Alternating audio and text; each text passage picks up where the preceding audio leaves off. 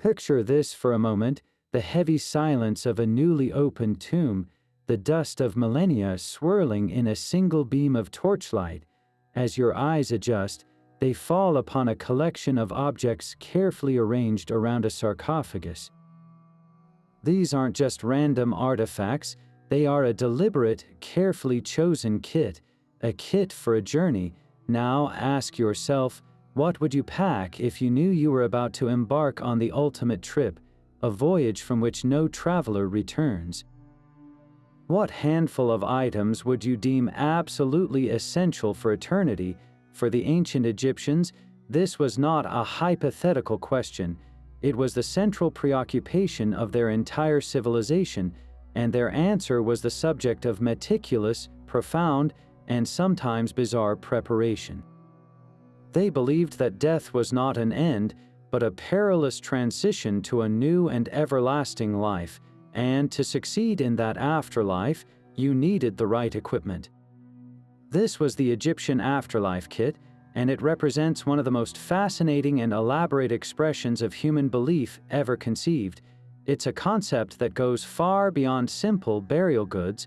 It is a window into a worldview where the line between life and death was porous, and the destiny of the soul was something that could be actively engineered. The sheer ambition of this endeavor is staggering. We are not talking about a few sentimental tokens tucked into a coffin. We are talking about a comprehensive survival guide for the soul, a collection of spells, amulets, tools, and even servants, all designed to navigate the unimaginable dangers of the Jewat, the Egyptian underworld. Imagine facing a series of supernatural gatekeepers, demonic creatures, and labyrinthine trials, all while your heart is being weighed against a feather on a cosmic scale. Your success in this final exam determined your eternity, and so, the ancient Egyptians left nothing to chance. Their tombs became time capsules of hope, packed with everything a spirit might need to overcome oblivion and achieve immortality. This kit was their ultimate insurance policy, a blend of profound religious faith, magical practice, and practical logistics that has captivated archaeologists and historians for centuries. So, what exactly was inside this bizarre and essential collection? How did a society so focused on life become the undisputed masters of preparing for death? The answers are more incredible and complex than you might think, involving enchanted food, shabby figurines that came to life to work for you, and detailed maps of the afterlife inscribed on papyrus. In this video, we will unpack this extraordinary kit piece by piece. We will explore the magical objects meant to protect the soul, the vital texts that served as a cheat sheet for the final judgment, and the surprising everyday items they believed were necessary for a comfortable existence in the field of Rids. This is more than a history lesson. It is an exploration of the human spirit's timeless quest to conquer the unknown. Join us as we step inside the ancient Egyptian mind and discover the ultimate preparation for the journey beyond death. To truly understand this collection, we first need to dismantle a modern misconception. This was not a suitcase packed for a pleasant holiday. It wasn't even simply about providing comfort in the grave. Think of it instead as the most critical survival kit ever assembled, designed for a journey through a landscape of pure peril. The destination was the field of reeds, a paradise mirroring the best of Egypt itself, but the path to get there was fraught with unimaginable dangers. This path was the Jewat, the Egyptian underworld, a dark and complex realm where the deceased navigated a series of treacherous gates, each guarded by a demon who knew your name. They had to pass through lakes of fire and evade monstrous serpents like the great Apophis, who sought to consume the sun god Ra each night and would happily devour a lost soul. And the final, most daunting challenge awaited in the Hall of Two Truths, the weighing of the heart. This is where the kit's true purpose comes into sharp focus. Every single item was a tool for this spiritual obstacle course. The ultimate goal was to stand before the god Osiris, the lord of the underworld, and have your heart weighed against the feather of Maat, the goddess of truth and cosmic order. A heart heavy with sin would tip the scales, resulting in immediate and utter annihilation by a fearsome creature known as the Devourer, but a heart in balance with the feather granted you eternal life. The Afterlife kit was, therefore, a form of active spiritual engineering. It provided the cheat codes, the protective gear, and the sustenance needed to tip the scales in your favor. It addressed the needs of the different parts of the soul, the Ka, or life force, which remained near the body and needed physical offerings, and the Ba, the personality or mobile soul, which embarked on the journey through the Juat. So when we look at a tomb's contents, we are not seeing random grave goods, we are seeing a multi-layered insurance policy. A simple-seeming piece of jewelry like a scarab amulet placed over the heart was actually a magical object inscribed with a spell from the Book of the Dead, pleading with the heart not to testify against its owner during the judgment. A loaf of bread was not just food, it was ritually enchanted to be eternally replenishing, sustaining the Ka for millions of years. Even a humble-looking Ushabti figurine, a small statuette of a servant, was there to perform manual labor in the afterlife on your behalf, ensuring you wouldn't be called upon for corvée work in the celestial fields. Every object had a specific, vital function in a meticulously planned operation to achieve immortality. This was a deeply practical approach to the divine, blending profound faith with almost legalistic attention to detail, all aimed at securing a favorable verdict for eternity. This meticulously planned spiritual toolkit, with its spells and shabtis, did not appear overnight. Its evolution is a story written in the sands of Egypt itself, reflecting a dramatic transformation in beliefs over thousands of years. If we could travel back to the very beginning, to the pre-dynastic period before the Great Pyramids, we would find a much simpler, yet equally poignant, vision of the afterlife. In these ancient graves, dating back over 5,000 years, the first iteration of the kit was born from necessity. The deceased was buried in a simple pit in the desert, often curled in a fetal position, surrounded by a few humble possessions. Archaeologists find pots filled with grain and beer, a flint knife for cutting, perhaps a simple piece of jewelry. This was not yet about navigating cosmic trials, it was about basic survival in the next world. The belief was straightforward: death was a continuation of life, and you would need the same things you needed here: food, tools, and a few personal items. The hot, dry sand acted as a perfect preservative, naturally mummifying the bodies and giving the ancient Egyptians their first clue that the physical form could endure, a concept that would become central to their entire funerary tradition. The real revolution began with the unification of Egypt and the dawn of the Old Kingdom, the age of the pyramid builders, as society became more complex and stratified, with a god-king, the pharaoh, at its apex. The vision of the afterlife transformed accordingly. It was no longer enough to simply survive, the pharaoh had to triumph. His journey was not to a vague, shadowy realm, but to join the gods themselves, specifically to ascend and travel with the sun god Ra in his celestial bark across the sky. This cosmic promotion required a new kind of magic, far more powerful than a pot of beer, and so, inside the burial chambers of the pyramids at Saqqara, beginning with the pyramid of King Yunus around 2,300 years BC, we find the first great religious texts in history, the pyramid texts. These were not written on scrolls that could be packed away. They were carved directly into the very stone walls of the sarcophagus chamber, a permanent and exclusive magical script for the pharaoh alone. The texts are a collection of over 700 spells, incantations, and rituals, often written in vertical columns of hieroglyphs. They are a bizarre and fascinating mix of mythology, magical utterances, and even what scholars call cannibal hymns, spells where the king is described as consuming the gods to absorb their power.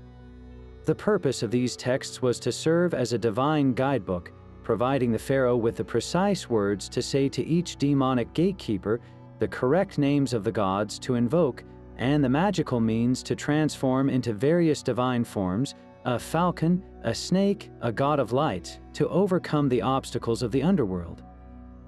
This was the ultimate cheat sheet, but it was a state secret, the exclusive property of the royalty.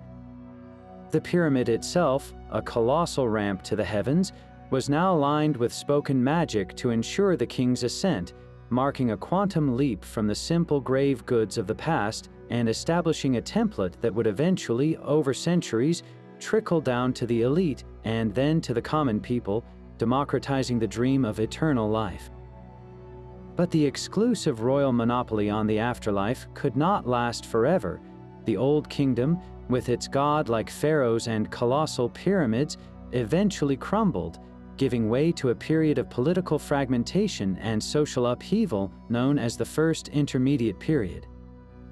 This chaos, while difficult for those living through it, sparked a revolution in Egyptian spirituality. The established order had failed, and with it, the idea that only the king could achieve a glorious afterlife began to fracture. A new era, the Middle Kingdom, arose from this turmoil with a profoundly different social and religious landscape. It was during this time that the most significant development in our story occurred, the great democratization of death. The magical spells once reserved for kings escaped the stone walls of the pyramids and found a new, more accessible home on the coffins of nobles, officials, and even some wealthy commoners. These are what we call the coffin texts. This was a monumental shift. Imagine the power of those ancient pyramid texts, once the ultimate state secret, now being adapted and made available to the elite class. Instead of being carved for eternity into the bedrock of a pyramid, these new spells were painted in vibrant inks on the inside surfaces of wooden coffins. This change in medium is incredibly telling. A painted coffin was far more portable and producible than a pyramid burial chamber, making the magic accessible to a much wider audience. The coffin itself became a personalized guidebook for the deceased. Lying within, the nobleman or official was surrounded by a protective shell of spells, maps, and divine utterances. This practice transformed the coffin from a simple container into an active magical device, a kind of spiritual capsule programmed with everything needed for the journey through the Jewad. The content of the coffin texts also evolved significantly from their pyramid text predecessors. While they borrowed and adapted many older spells, they introduced a host of new concepts and addressed the concerns of a different class of people. There is a more personal, almost anxious tone in some spells. For instance, one recurring theme is the desire to avoid unpleasant labor in the afterlife. Spells were included to transform the deceased into a god or a bird to escape such duties, reflecting the practical worries of officials who were used to commanding servants in life and had no desire to toil in death. The texts also provide elaborate, and sometimes contradictory, maps of the underworld, showing that there was no single, rigidly defined path. The deceased could choose from different routes, some by water, some by land, to reach the realm of Osiris. This expansion of the textual kit meant that individuals now had a personalized set of instructions and divine connections, giving them a direct line to the gods without requiring the pharaoh as an intermediary. This democratization had a ripple effect on the entire afterlife kit. As the promise of a blessed eternity spread beyond the palace, the physical contents of tombs became more elaborate for this growing elite class. We start to see the proliferation of wooden models. These were not mere toys, they were functional magical items. A tomb might contain a detailed model of a bakery, a brewery, a butcher's shop, or even a fleet of boats. The belief was that through magic, these models could become actual, functioning sources of sustenance and transportation for the Ka in the afterlife. This was a clever and efficient solution, ensuring an eternal supply of bread, beer, and mobility without requiring vast stores of real, perishable goods. Alongside these models, the first Shabdi figurines began to appear. These small servant statuettes, often inscribed with a spell from the coffin texts, were designed to answer the call if the deceased was asked to perform any labor in the field of reeds. The spell would command the Shabdi to answer, "I will do it, here I am." This innovation perfectly illustrates the new reality. The afterlife was now a destination for a broader segment of society, complete with both its celestial rewards and its potential bureaucratic hassles, and the kit had to be equipped accordingly. This democratization reached its spectacular peak during the New Kingdom, a golden age of Egyptian power and culture. It was in this era that the afterlife kit was perfected, becoming more personalized, more elaborate, and more accessible than ever before. The coffin texts, painted on the inside of coffins, evolved into their most famous and refined form, a portable, customized magical manuscript known to us as the Book of the Dead. The Egyptians called it by a far more poetic and revealing name, the Book of Coming Forth by Day. This title alone tells you everything about its purpose. It wasn't a book about dying, it was a guidebook to living again, eternally, in the radiant light of the sun. This was no longer a collection of spells hidden away in a royal burial chamber or painted on a coffin. This was a personalized papyrus scroll, often beautifully illustrated, that was created specifically for one individual and buried with them as their most important piece of luggage for the journey ahead. Imagine commissioning your own copy. You would visit a temple workshop or a specialized scribe, and together you would select from a library of nearly 200 known spells. There was no single, standardized version of the Book of the Dead. Each scroll was a unique compilation, tailored to the individual's wealth, personal piety, and specific concerns about the afterlife. A wealthy noble might have a long, exquisitely illustrated scroll measuring over 60 feet, while a middle-class official might have a shorter, more modest version with just the essential spells. This customization makes each surviving copy a deeply personal document, a window into one person's hopes and fears about what lay beyond. The scroll was then often placed within the mummy's wrappings, sometimes even tucked between the legs or under the head, ensuring the magical power was as close to the body as possible. It became the ultimate all-in-one guide, combining the functions of a map, a phrasebook, a legal defense manual, and a book of magical incantations. So, what did you actually find written in this guidebook? The spells inside were designed to be activated by the spoken word. The deceased was expected to recite them at critical moments during the journey through the Jewat. But understanding that navigating the underworld could be confusing, the texts often provided helpful prompts. A spell might begin with an instruction like, to be recited when arriving at the Hall of Two Truths, or words to say to the ferryman when crossing the Lake of Fire. The content of these spells is a fascinating blend of the sublime and the strangely practical. Some are powerful declarations of identity, where the deceased claims to be one with the gods, shouting, "I am Autumn. I am Ra," as a way to bypass dangers through divine authority. Others are more like specific tools for solving problems. There's a famous spell for ensuring the deceased's heart does not bear witness against them during the weighing ceremony, the very spell often inscribed on a Heart Scarab amulet. Another spell provides the precise magical formula to create a Shabdi figure that will come to life and work for you. Perhaps the most visually striking aspect of these scrolls are the vibrant illustrations, known as vignettes, that accompany the text. These weren't just decorative, they were magical images that made the spells more potent. The most crucial vignette, found in nearly every Book of the Dead, is the scene of the final judgment itself. It's a detailed diagram of the entire process, You see the god Anubis carefully leading the deceased to the scales. You see the heart being weighed against the feather of Maat.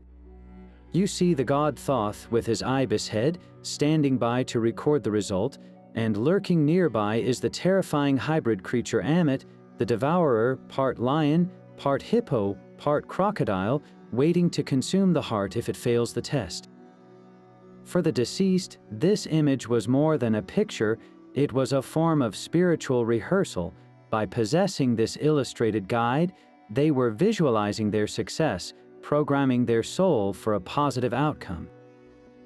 It was a cheat sheet in the most literal sense, providing a step-by-step walkthrough of the most important exam of their existence.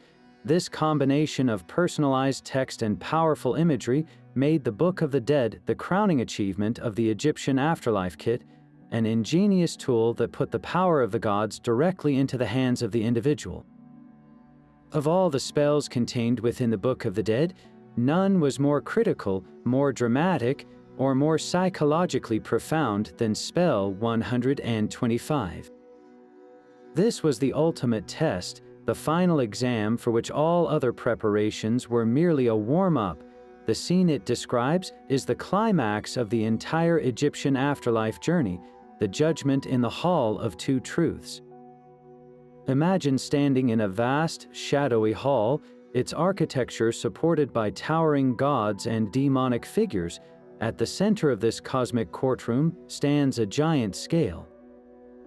On one side rests the pristine white feather of Maat, the goddess of truth, justice, and the fundamental order of the universe. On the other side, soon to be placed, is your own heart, the seat of your mind, your memory, your conscience, and your very identity. Presiding over this solemn ceremony is Osiris himself, the lord of the underworld, wrapped in mummy bandages, holding the crook and flail of kingship, his green skin symbolizing regenerative life. By his side is the scribe god Thoth, ready to record the verdict, and the ominous hybrid creature Ammit, the devourer, part lion, part hippopotamus, part crocodile, waiting patiently for a failed soul to consume. The entire destiny of your eternal existence hangs in the balance of that single, terrifying moment, but this was not a passive judgment. The ancient Egyptians did not believe in a fate decided solely by an unknowable divine whim.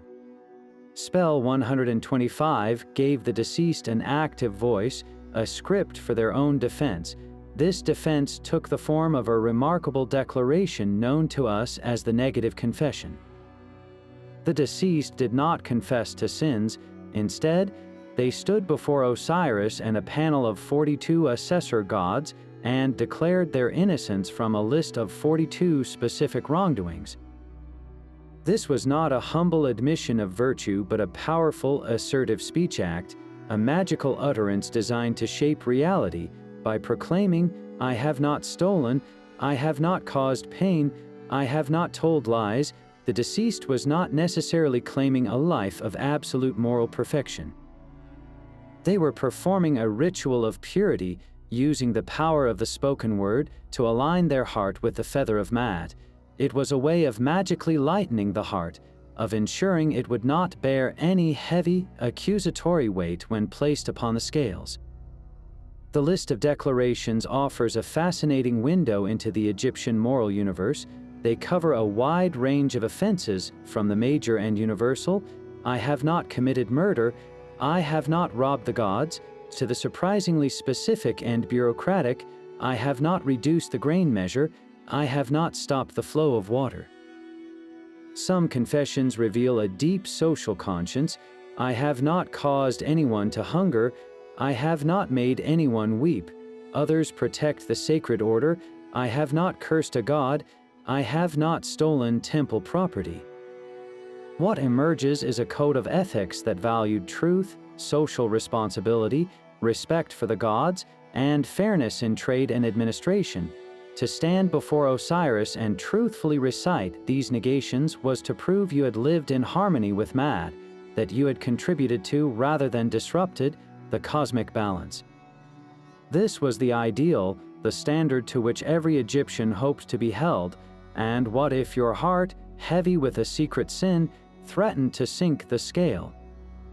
This is where the ingenious, multi-layered nature of the kit came into play. The Egyptians, ever practical, had a backup plan. This was the purpose of the Heart Scarab, a large stone beetle amulet that was often placed over the heart of the mummy during the wrapping process. The underside of this scarab was typically inscribed with a version of spell 30 from the Book of the Dead, a specific plea directed at the heart itself. The spell was a command, a magical restraint.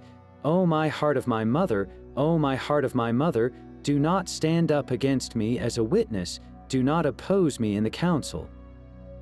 Do not weigh against me in the presence of the keeper of the balance." The spell even entreated the heart not to remember any wrongdoings against its owner. This was a form of spiritual insurance, a charm designed to silence the one organ that could testify against you. It represents a fascinating duality in Egyptian thought. A high moral ideal existed alongside a very practical magic aimed at ensuring a favorable outcome, even if one's life had not been perfectly pure. The moment of truth arrived when the god Anubis, the jackal-headed guide of the dead, would carefully place the heart upon the golden scale. All eyes in the hall would be fixed on the balance. If the heart was in equilibrium with the feather of Maat, Thoth would declare, true of voice, and Osiris would grant the deceased eternal life in the blissful field of reeds. But if the heart was heavy with misdeeds, the scales would tip, and the terrifying amulet would lunge forward, devouring the heart on the spot, resulting in the second death, a complete and final annihilation of the soul. This concept of total obliteration was the ultimate fear. There was no concept of hell or eternal punishment in Egyptian belief, only paradise or nothingness. The entire elaborate kit, from the enchanted food to the servant shabdis, was rendered meaningless if the heart failed this final, decisive test. The judgment scene was therefore the ultimate expression of the Egyptian belief that a righteous life, supported by powerful magic, was the only true key to immortality. It was a system that held individuals accountable for their actions while also providing them with the spiritual tools to achieve salvation. This multi-layered preparation for the final judgment reveals a fascinating duality in the ancient Egyptian mindset, a blend of high moral aspiration and very practical, almost legalistic, spiritual engineering. And nowhere is this pragmatic approach more perfectly embodied than in one of the most powerful and personal items in the entire Afterlife kit, the Heart Scarab. While the negative confession was a bold, public declaration of innocence meant for the ears of the gods, the Heart Scarab was a private, whispered plea, a magical insurance policy directed at the most dangerous witness of all, the deceased's own heart. This was not just another piece of jewelry, it was a carefully crafted tool designed to intervene at the most critical moment of the soul's journey. Crafted typically from a dark, hard stone like green jasper, basalt, or obsidian, the Heart Scarab was shaped like the sacred scarab beetle, an animal laden with profound symbolism for the Egyptians. They observed the dung beetle rolling its ball of dung across the ground and saw in this a powerful metaphor for the sun god Ra rolling the sun across the sky. The beetle, pushing its ball from east to west, mirrored the sun's daily rebirth. Furthermore, the Egyptians noticed young scarab beetles seeming to emerge spontaneously from the dung ball, which they interpreted as an act of self-creation. Thus, the scarab became a potent symbol of transformation, resurrection, and the cycle of life. By shaping this crucial amulet in the form of a scarab, they were invoking this power of regeneration, hoping it would help the heart, the seat of identity, to be reborn into a new, eternal life, free from the burdens of the past. But the true magic of the object lay not just in its shape, but in its placement and its inscription. During the meticulous, days-long process of mummification, the embalmers would strategically position the Heart Scarab within the mummy's wrappings. It was often sewn into the bandages directly over the chest, or sometimes even placed inside the body cavity where the heart itself resided. The goal was to create a direct, physical connection between the amulet and the organ it was meant to influence. This was sympathetic magic at its most direct. The charm was in contact with the heart, allowing its spell to take immediate effect. On the underside of the scarab, the flat surface that would rest against the body, a scribe would carefully inscribe a specific incantation, usually a version of spell 30 from the Book of the Dead. This was not a long, elaborate text, but a short, powerful, and desperate plea. The words of the spell are remarkably intimate. They address the heart not as an organ, but as a separate entity, a companion with its own will. "O my heart of my mother! O my heart of my mother, do not stand up against me as a witness, do not oppose me in the council, do not weigh against me in the presence of the keeper of the balance." The phrase, "heart of my mother," is thought to be a term of endearment, an attempt to appeal to the heart's loyalty. The spell essentially begs the heart to remain silent, to not recount any misdeeds or hidden sins when questioned by the divine tribunal. It is a charm of restraint, a magical gag order designed to prevent the one piece of evidence that could not be refuted, the deceased's own conscience, from speaking out.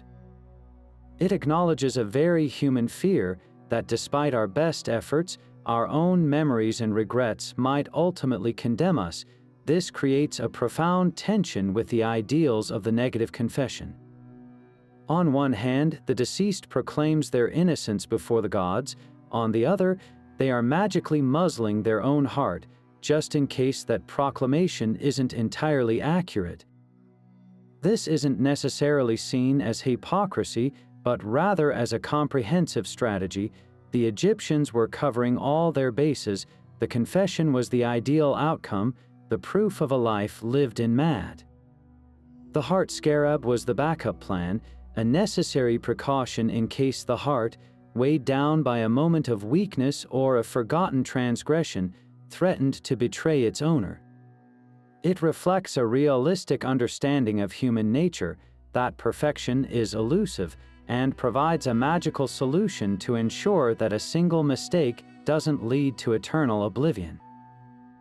The Heart Scarab, therefore, stands as a deeply personal and ingenious artifact, a testament to the ancient Egyptian desire to leave absolutely nothing to chance when eternity was on the line. While the Heart Scarab worked to ensure a favorable judgment, another set of amulets was dedicated to the physical and spiritual integrity of the body itself, a necessity for the resurrection that would follow a positive verdict. Among these, one of the most symbolically powerful was the Djed pillar. Unlike the scarab, which was a representation of a living creature, the Djed was an abstract symbol, a column-like shape with 4 horizontal bars at the top. Yet to the ancient Egyptian mind, this simple form was packed with profound meaning, representing nothing less than the concepts of stability, durability, and the very backbone of the god Osiris. Its presence in the Afterlife kit was absolutely essential because you couldn't enjoy eternity if you couldn't even stand up.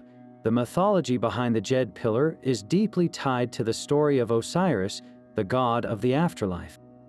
As the myth goes, Osiris was murdered by his brother Seth, who dismembered his body and scattered the pieces across Egypt. Isis, the devoted wife of Osiris, managed to find all the parts and reassemble them, using her powerful magic to resurrect him just long enough to conceive their son, Horus. However, one part of the story highlights a specific injury. Seth had damaged or destroyed the backbone of Osiris, the central support of the body. In one version of the myth, the Djed pillar represents the tree trunk around which the body of Osiris was entwined in the city of Memphis, and its raising became a symbol of his resurrection and restored power. Therefore, the Djed came to be seen as the resurrected backbone of the god himself, the source of his strength and stability in his new, eternal life. This symbolism was directly transferred to the deceased. Placing a Djed pillar amulet on the mummy was a magical act meant to replicate the fate of Osiris. Just as the god's backbone was restored, allowing him to rise and rule the underworld, the amulet would ensure that the deceased's own spine would be strong and whole. This was not merely about physical posture, it was about spiritual fortitude.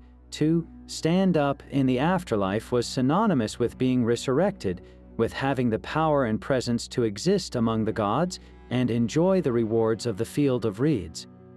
A weak or damaged backbone meant a soul that was crippled, unable to fully participate in the new life.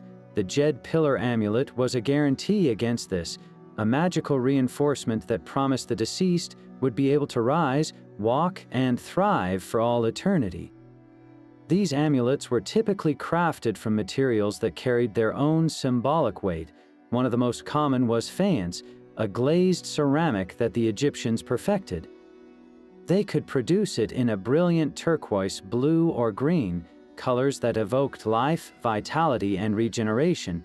A faience Jed pillar, shimmering with the color of new growth, was a potent symbol of rebirth. For the wealthiest individuals, the amulet might be made of gold, a metal the Egyptians believed was the flesh of the gods because it never tarnished, representing incorruptibility and eternal life. The placement of the Jed was also carefully prescribed.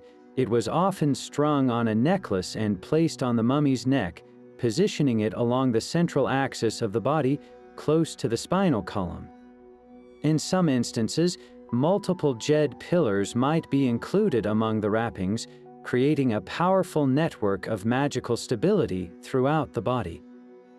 The importance of the Jed pillar extended far beyond the tomb. It was a central symbol in Egyptian state religion and public festivals. One of the most important ceremonies was the raising of the Jed Pillar Festival, which was performed to mark the renewal of the king's rule and, by extension, the stability of the entire kingdom. During this ritual, a giant Jed pillar would be raised by priests with ropes, an act that reenacted the resurrection of Osiris and magically ensured the continued fertility of the land and the endurance of the monarchy. By including a Jed amulet in their personal kit, everyday Egyptians were essentially bringing this powerful state magic into their own journey. They were tapping into the same cosmic force of stability that upheld the pharaoh and the universe itself, personalizing a national symbol for their own ultimate goal, to stand firm and unshakable in the face of eternity. While the Jed pillar provided the structural stability of Osiris, another amulet worked to envelop the deceased in the protective, magical embrace of his divine wife, Isis. This is the Tayet, an object often called the knot of Isis or the blood of Isis. In its shape, it resembles a looped rope with downward turned arms, a form that echoes the Ankh, the symbol of life, but with its arms folded inward. This distinctive shape was more than just an ornament. It was a direct link to one of the most powerful and beloved goddesses in the entire Egyptian pantheon. Isis was the archetype of the devoted wife, the powerful magician, and the grieving widow who used her immense knowledge to resurrect her husband. By including a Tayet amulet in the kit, the deceased was invoking all these aspects of her power for their own protection and resurrection.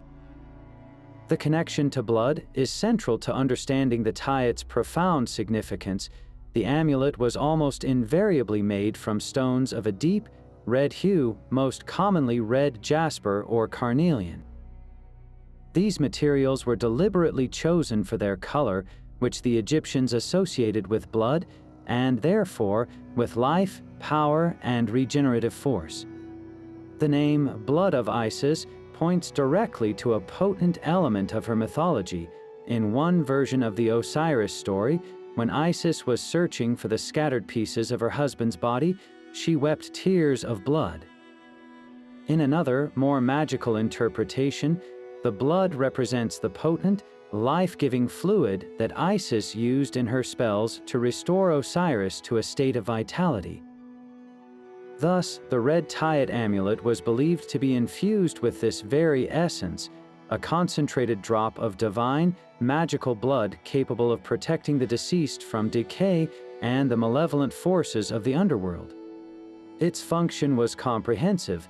The Tayat was considered a powerful general-purpose protective charm, a shield against the countless demons and negative energies one might encounter on the journey through the Juat. But its power went deeper than simple defense. Just as Isis used her magic to reassemble and revitalize Osiris, the Tayat amulet was believed to possess a similar regenerative quality for the mummy. It helped to magically bind the body together, ensuring its integrity so that the Ka, the life force, would have a complete and stable home to return to.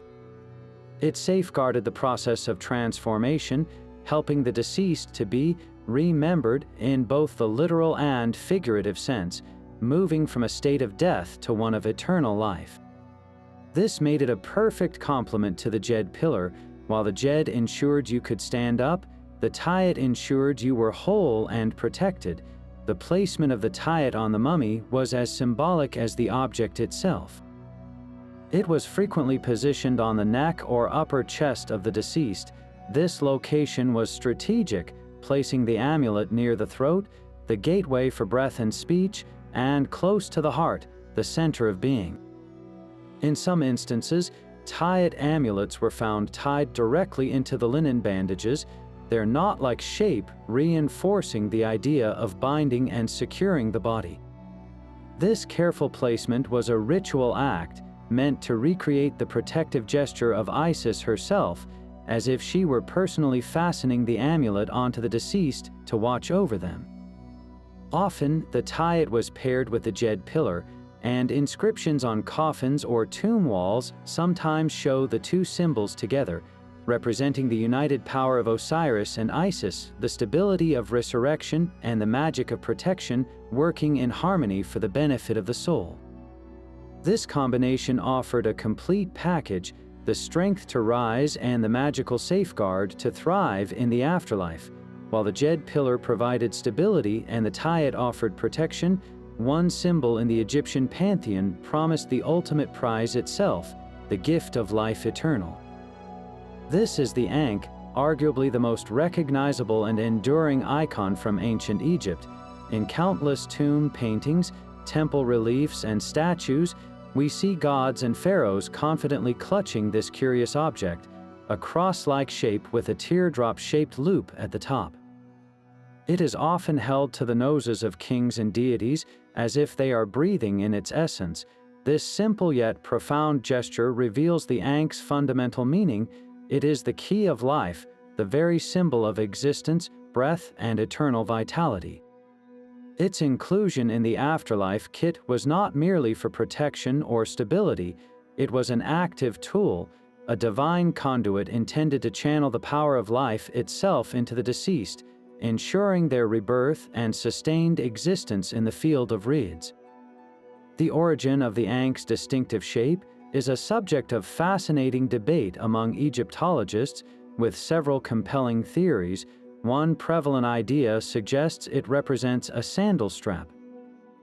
In the hot Egyptian climate, sandals were essential, and the loop would go around the ankle while the long base ran under the foot.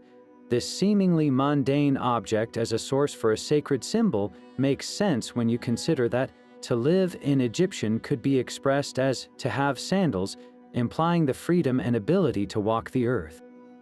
Another theory posits that the Ankh is a stylized depiction of the male and female reproductive organs combined, the loop symbolizing the womb or uterus and the T-shape below representing the phallus. This interpretation aligns perfectly with the Ankh's association with generative power and the continuation of life. A third, more metaphysical explanation sees it as a mirror. Hand mirrors in ancient Egypt were often made of polished metal with a similar shape, and to possess a mirror was to possess one's own image, one's identity. In the context of the afterlife, the Ankh could thus symbolize the preservation of the soul's identity for eternity. Regardless of its precise origin, what is undeniable is that the Egyptians themselves saw it as the hieroglyphic sign for life. It wasn't just a picture of life. In their belief system, it contained its very essence. This power is vividly illustrated in Egyptian art. The ankh is almost never shown as a passive symbol. It is an active instrument wielded by the gods. We see goddesses like Isis and Hathor holding ankhs to the lips or nostrils of a pharaoh, an act that is both a blessing and a literal transfer of life force, the divine breath of animation. In scenes of the final judgment, a triumphant deceased might be shown holding an ankh in each hand, a clear declaration that they have passed the test and now possess eternal life. This visual language communicates a crucial concept. Life was not just a biological state, but a tangible, transferable energy that flowed from the gods to humanity. The ankh was the vessel for this energy. For the common person buried with an ankh amulet, the goal was to replicate this divine interaction. The amulet served as a permanent, personal source of this life energy, a battery for the soul that would never run out, ensuring the deceased would never fade back into non-existence. Crafted from a variety of materials, each ankh amulet was a carefully considered object. Faience, in its brilliant blue-green hues, was a popular choice, its color symbolizing life-giving water from the Nile and the lushness of vegetation. For those who could afford it, an ankh made of gold, the flesh of the gods, was the ultimate assurance of incorruptible, divine life. Sometimes, ankhs were made of red jasper or carnelian, linking them to the blood of Isis and the power of regeneration. The placement of the ankh on the mummy was less rigidly prescribed than the jed or tayyat, but it was often held in the hands of the deceased or placed on the chest, close to the heart. This positioning ensured the life force would be centered in the core of their being. In many instances, the ankh was depicted being offered to the deceased by gods in tomb paintings, a magical representation of the act that the amulet itself was meant to perform continuously. Ultimately, the ankh transcends the category of a simple amulet. It is the symbolic crystallization of the entire Egyptian quest for immortality. The elaborate tombs, the meticulous mummification, the spells, and the servant figures, all of it was in service of achieving and maintaining life beyond death. The ankh is that goal made manifest in a single, elegant form. It represents the successful outcome, a soul breathing, thriving, and existing forever in a perfected world. Where the Heart Scarab was a defense against failure and the jed was a guarantee of structural integrity, the ankh was the positive reward. It was the key that unlocked the door to the field of reeds, and once inside, it was the very air that the blessed dead would breathe for all eternity. But while the ankh symbolized the ultimate gift of life, the journey to reach that state required navigating a very physical and potentially damaging process, mummification. This brings us to one of the most peculiar and specific amulets in the entire kit, an object that addresses a very practical concern with profound magical implications. Imagine the two-finger amulet, a small charm crafted in the shape of an upright human hand, with only the index and middle finger extended. At first glance, it might seem like a simple gesture, but in the context of the tomb, this was not a casual symbol. It was believed to represent the very fingers of a god, a divine instrument of healing intended to repair any accidental harm inflicted upon the body during its 70-day transformation into a mummy. This amulet acknowledges a stark reality: the path to perfection could be brutally invasive, and the Egyptians, in their thoroughness, had a charm to fix even the mistakes made in preparation for eternity. The identity of the divine healer attached to this amulet is a subject of some interpretation, which only adds to its fascinating nature. The most common association is with Anubis, the jackal-headed god who presided over embalming. As the divine patron of the entire mummification ritual, it was believed that Anubis himself would guide the hands of the human priests. Therefore, the two fingers of the amulet could be seen as the fingers of Anubis, magically present during the procedure to ensure its success. An alternative and equally powerful interpretation links the amulet to the goddess Isis. In the myth of Osiris, after she reassembled her husband's dismembered body, she used her profound magical knowledge to heal his wounds and restore him, even if only temporarily. In this light, the two fingers are the healing digits of Isis, capable of sealing injuries with a divine touch. Both interpretations serve the same essential purpose: to provide a supernatural guarantee for the physical integrity of the body, an integrity that was absolutely non-negotiable for the resurrection of the soul.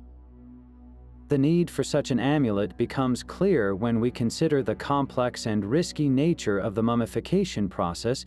This was not a gentle preservation, it was a radical physical alteration. The embalmers had to make a precise incision in the left side of the abdomen to remove the internal organs. They used long, hooked instruments to carefully extract the brain through the nostrils. The body was then dehydrated for weeks using natron salt, a process that could sometimes cause the skin to crack or become brittle. There was always a risk of human error, a slip of the flint knife, an overly aggressive removal of an organ, or damage to the fragile bones of the nose during the brain extraction. For the ancient Egyptians, any such wound, no matter how small, was not just a physical flaw, it was a potential weak point, a rupture in the sacred vessel that could allow malevolent forces to enter or prevent the Ka from properly re-inhabiting the body. A mummy had to be complete and whole to function in the afterlife. This is where the two-finger amulet worked its magic. Typically crafted from a dark, durable material like obsidian or hematite, it was placed specifically on the incision wound made during the evisceration of the body. This location was critically important. That incision was the most significant and deliberate wound on the entire mummy, the necessary violation that allowed for its preservation. By positioning the amulet over this cut, the priests were performing a symbolic act of healing.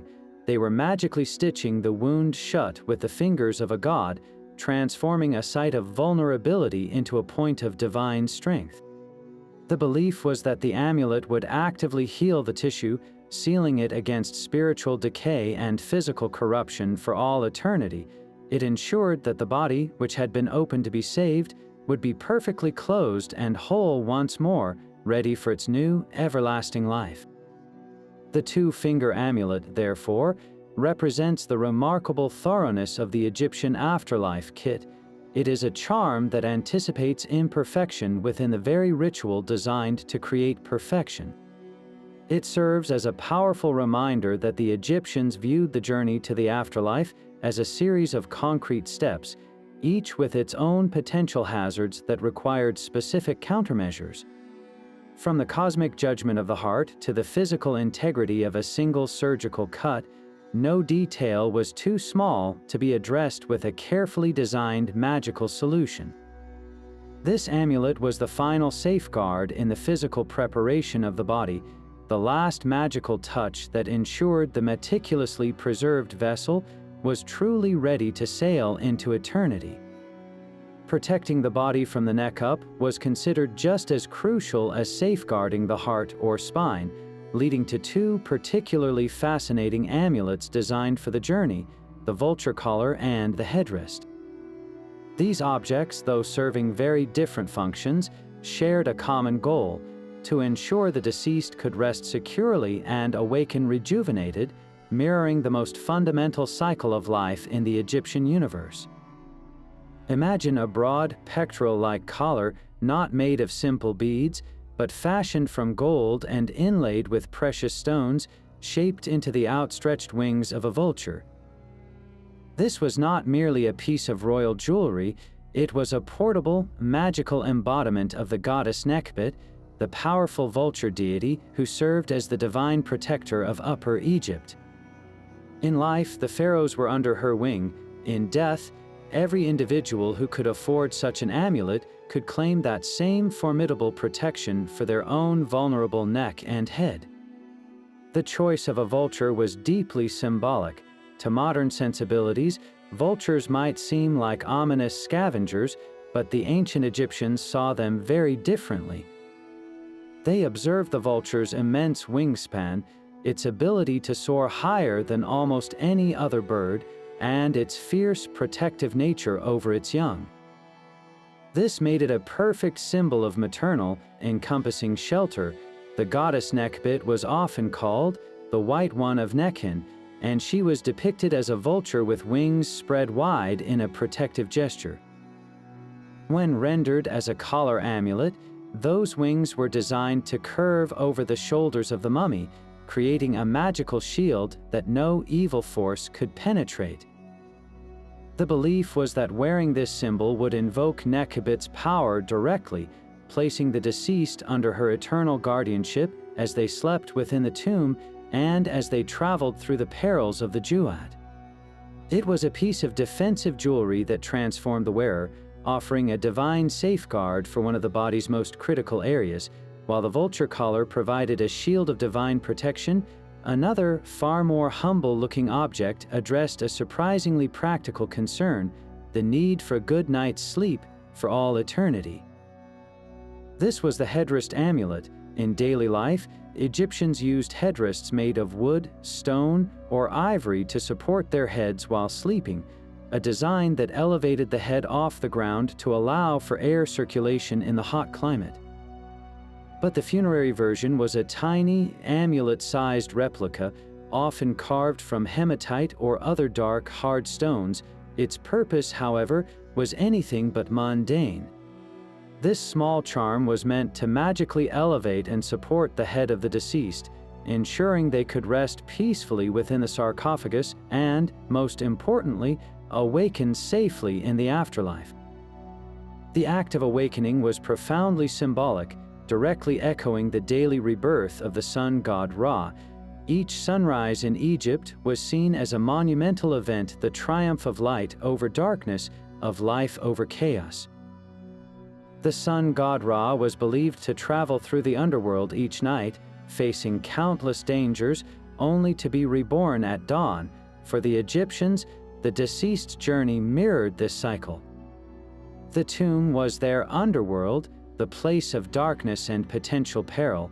Awakening in the field of reeds was their dawn, their personal rebirth into eternal life. The headrest amulet was a magical tool designed to guarantee this transition. By supporting the head, it prevented the deceased from being trapped in an eternal sleep, a state of non-awareness that would be a form of second death.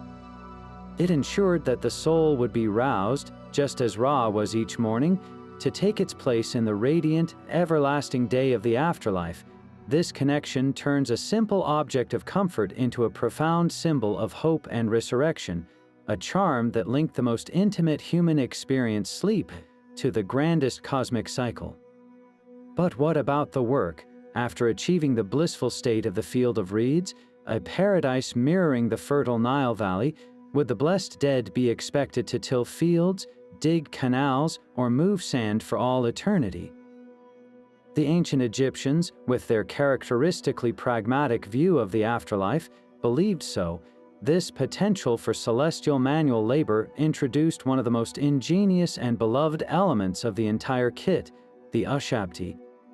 These were small mummiform figurines, typically just a few inches tall, that served as a magical workforce for the afterlife. The very name gives away their purpose, derived from the Egyptian word, wesheb, meaning to answer. An ushabti was designed to respond to the call when the gods demanded corvée labor from the deceased.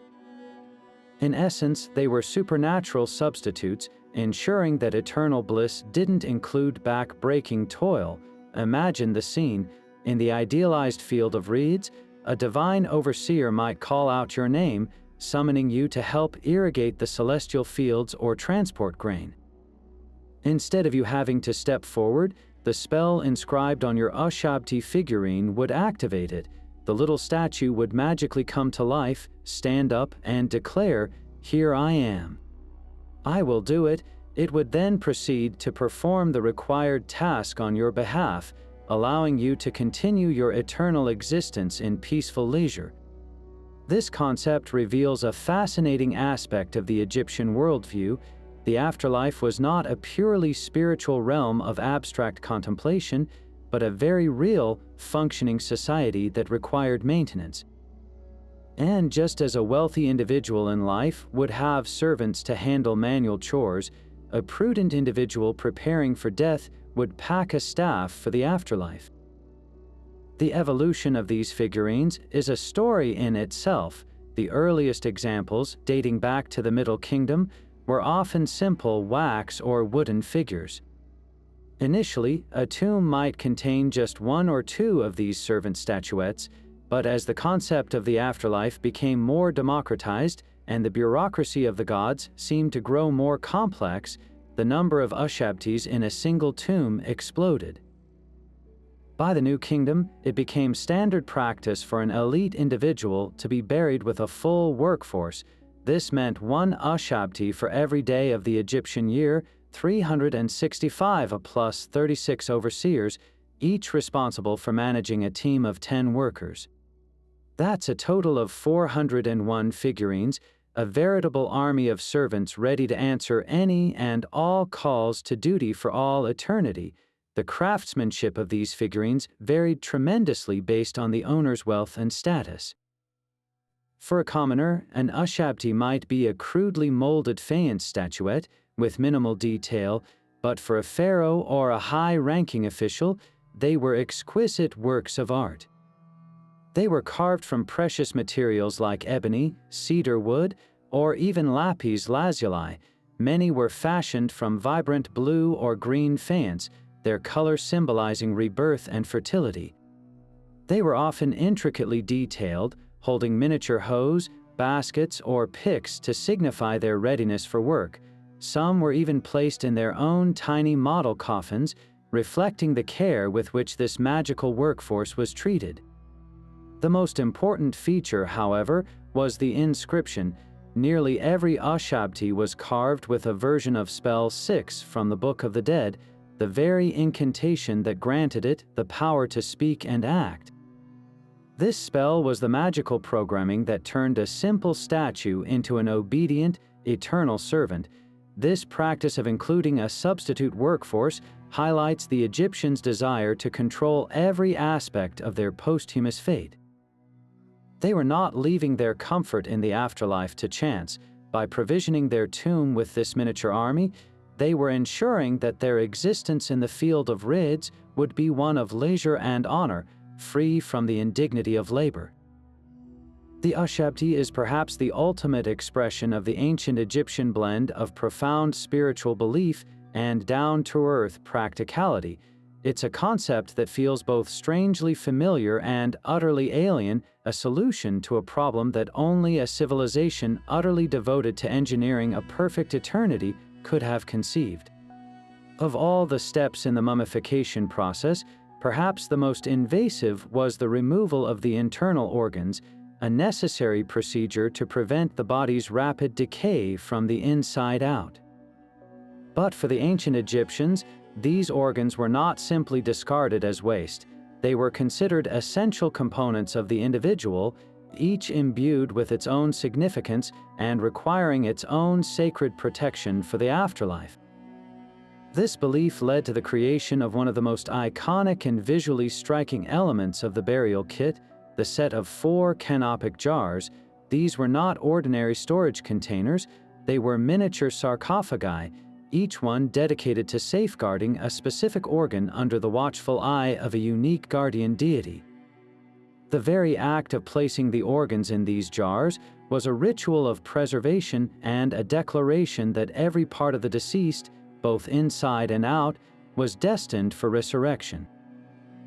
The origins of the name canopic are surprisingly tangled, a reminder of how later cultures interpreted Egyptian practices. The term does not come from ancient Egypt itself. Instead, it derives from the Greek hero Canopus, a helmsman for Menelaus in the Trojan War, who, according to legend, was buried in the Egyptian city of Canopus. In that city, the local god Osiris was worshipped in the form of a jar with a human head. which Greek visitors mistakenly associated with the jars they saw in tombs. The name stuck, even though it has no direct connection to the jar's original Egyptian purpose or meaning. The Egyptians themselves simply referred to them as the jars with the heads, a straightforward description of their most distinctive feature. The protection of these vital organs was entrusted to a quartet of minor deities known as the Four Sons of Horus. They were not sons in a literal sense, but rather a cohesive group of gods who served a specific, critical function. Their own survival was part of Egyptian mythology. They were said to have been born from a lotus flower that emerged from the primordial waters and were protected by the goddess Isis in the marshes of the Nile Delta. This story of their rescue and protection made them ideal guardians for the vulnerable internal organs of the deceased. Each son was assigned to protect a specific organ and was associated with one of the four cardinal directions and, later, with a protective goddess. The jars were always arranged together in a special chest placed near the sarcophagus, a united front guarding the body's core. The first of these guardians was Seti, depicted with a human head. His responsibility was the liver, an organ the Egyptians considered crucial, perhaps because of its dense, blood-rich nature. Seti was associated with the south and was placed under the protection of the mother goddess Isis herself.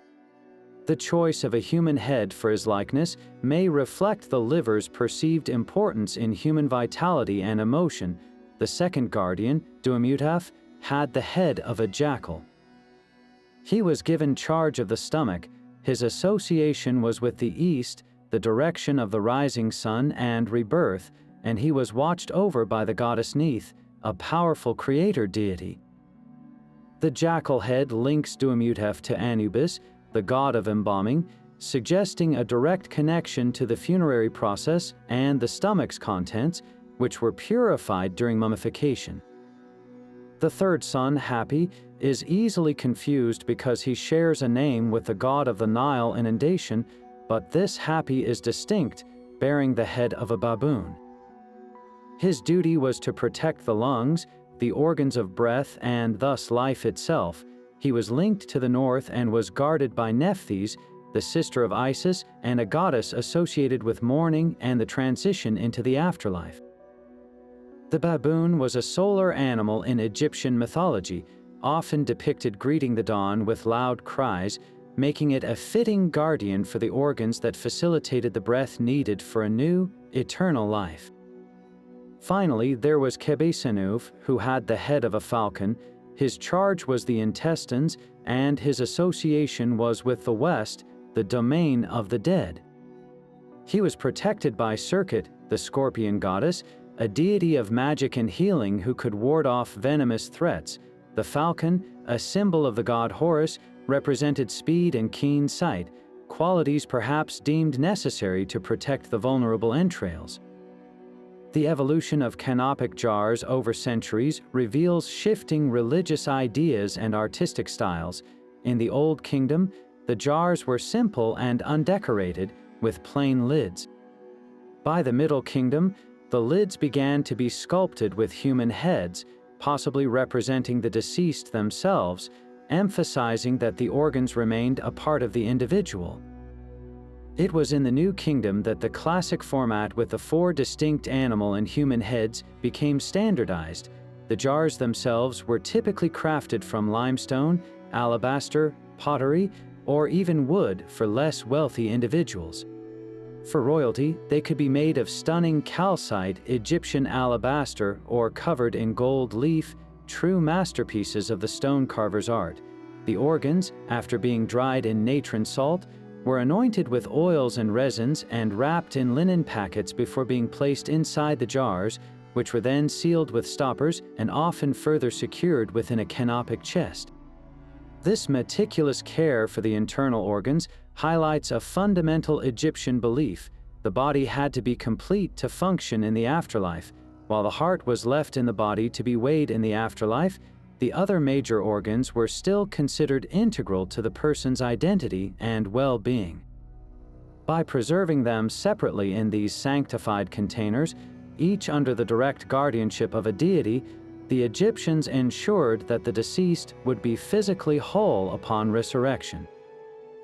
The canopic jars, therefore, are far more than a medical curiosity. They are a profound expression of the Egyptian desire for integrity, a belief that every part of a person, from the mightiest heart to the most humble intestine, was sacred and worthy of protection on the journey to eternity. But while the canopic jars protected the organs and the ushabtis handled the labor, the most fundamental need of the spirit, or ka, remained the same as in life: sustenance. The ancient Egyptians held a beautifully direct belief the afterlife was a physical reality, and its inhabitants required real, tangible nourishment to thrive for eternity. This wasn't about symbolic offerings, it was about ensuring a perpetual food supply, and so, a significant portion of the tomb was dedicated to a larder for the soul, stocked with everything from basic bread and beer to elaborate feasts, all designed to magically sustain the deceased forever. Alongside these actual provisions, they included incredibly detailed scale models of workshops and transportation, creating a self-sufficient economy for the afterlife that operated on the principle of sympathetic magic. The most straightforward method was to place real food and drink in the burial chamber. Archaeologists opening tombs have found pottery jars still containing the residue of grain, dried fish, joints of meat, and even carefully prepared dishes. There were loaves of bread, baskets of dates and figs, and vessels filled with beer and wine. This practice harkens back to the earliest pre-dynastic burials, where a simple pot of grain and a jug of beer were left with the body for its journey. The logic was simple and powerful. The ka, the life force that remained closely connected to the tomb, needed to eat and drink. These physical items were meant to be consumed by the ka in a spiritual sense, their essence providing nourishment. But the Egyptians were realists. They knew that physical food, no matter how well preserved, would eventually rot or be consumed by scavengers. This is where their ingenuity truly shone, as they developed a brilliant solution to the problem of perishable provisions. To guarantee an eternal supply, they turned to the power of representation. This is where the elaborate wooden models, particularly popular in the Middle Kingdom, come into play. These were not toys, they were functional magical machines. A wealthy official's tomb might contain a whole fleet of miniature workshops. There would be a model bakery, complete with tiny figures grinding grain, kneading dough, and baking loaves in oval-shaped ovens. Next to it, a model brewery showed the entire process of brewing beer from barley. There could be a model butcher's shop with figures slaughtering a cow and cutting the meat, or a model granary filled with miniature sacks of grain. The belief was that through the correct rituals and spells, these models could be transformed in the afterlife into actual, functioning sources of production. A single model bakery could magically produce an infinite supply of bread, ensuring the ka would never go hungry. This was a highly efficient and practical solution, providing for eternity without requiring a tomb the size of a warehouse to store a literal million-year supply of food. The models extended beyond food production to encompass the entire lifestyle of a prosperous Egyptian. One of the most common and beautiful types of models is the processional boat. The Nile was the highway of Egypt, and travel by boat was essential for both trade and pilgrimage.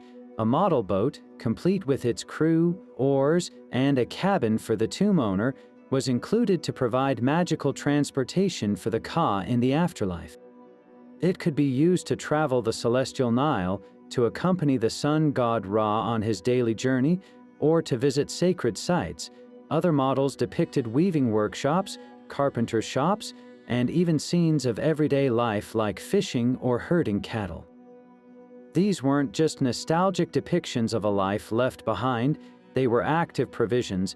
They ensured that the deceased would have not only food and drink, but also clothing, furniture, and the means to travel and enjoy the pleasures of the afterlife, maintaining the social status they had enjoyed in life.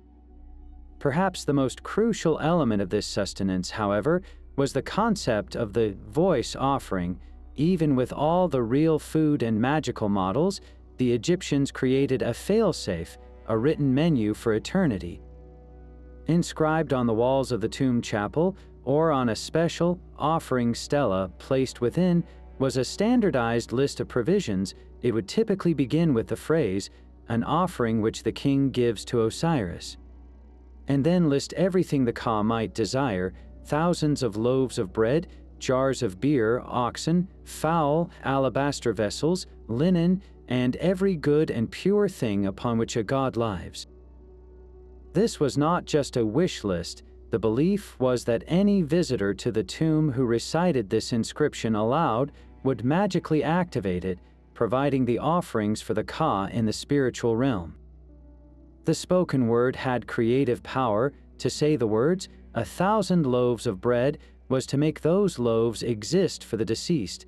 This practice turned the act of remembrance into a direct form of sustenance, creating a perpetual supply line powered by language and ritual. With all these provisions meticulously arranged and every magical amulet perfectly placed, the tomb was now a fully stocked and fortified vessel for eternity. But there remained one absolutely critical, final step before the journey could truly begin. All the food, the ushabtis, the spells, and the protective charms were powerful, yet they were essentially inert objects. They were like the most sophisticated computer hardware ever built, loaded with every possible program, but still lacking the one command that would bring the entire system to life. For the ancient Egyptians, that command was a ritual. It was the moment of magical activation, a ceremony known as the opening of the mouth. This was not a mere formality. It was the vital spark that transformed a carefully prepared corpse into a living, functioning entity for the afterlife, capable of actually using all the incredible tools it had been given. Imagine the scene at the tomb entrance on the day of the burial. The mummy, now sealed within its nested coffins and sarcophagus, has been escorted by a procession of grieving family members and chanting priests. But before it is carried into its eternal home for the final time, it is placed upright against the tomb wall. A special priest, often wearing the mask of Anubis, the god of embalming, steps forward. He is not alone. He is assisted by a small group of ritual specialists, and in his hands, he holds a set of strange and specific tools. This is the master technician arriving to perform the final boot up sequence. The most important of these tools was the pesesh kef, a curious implement often made of meteoritic iron, a metal from the gods themselves, which had a distinctive forked or notched blade. He would also use an adze, a carpenter's tool shaped like a hoe, and a serpent-headed wand, each instrument charged with a unique magical purpose. The priest would then begin a series of precise, ritualized gestures. He would gently touch the mummy's mouth with the pesesh kef, then with the adze, and sometimes even with the foreleg of a freshly sacrificed bull. With each touch, he would recite powerful spells from the Book of the Dead. The purpose was not physical, it was entirely magical. The ceremony was believed to restore the senses that had been lost in death. By touching the mouth, the priest was magically reopening it, allowing the deceased to breathe the air of the afterlife, to speak the names of the gods, to recite the necessary spells from their Book of the Dead, and most importantly, to eat and drink the magical sustenance provided for them. Without this ritual, the elaborate model bakeries and the piles of real bread would be useless.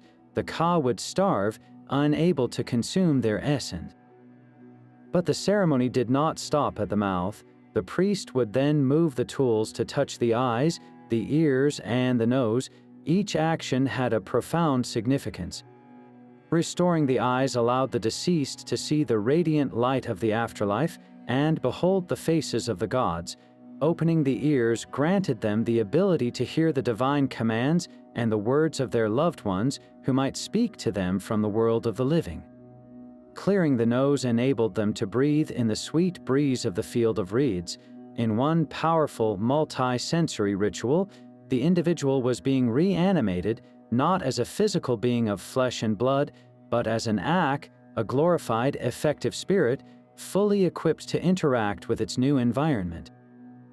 This was the moment the entire 70-day mummification process had been building towards the rebirth of the person as an eternal entity. The symbolism of the tools themselves is deeply revealing. The use of a carpenter's adze connects the ritual to the myth of Horus.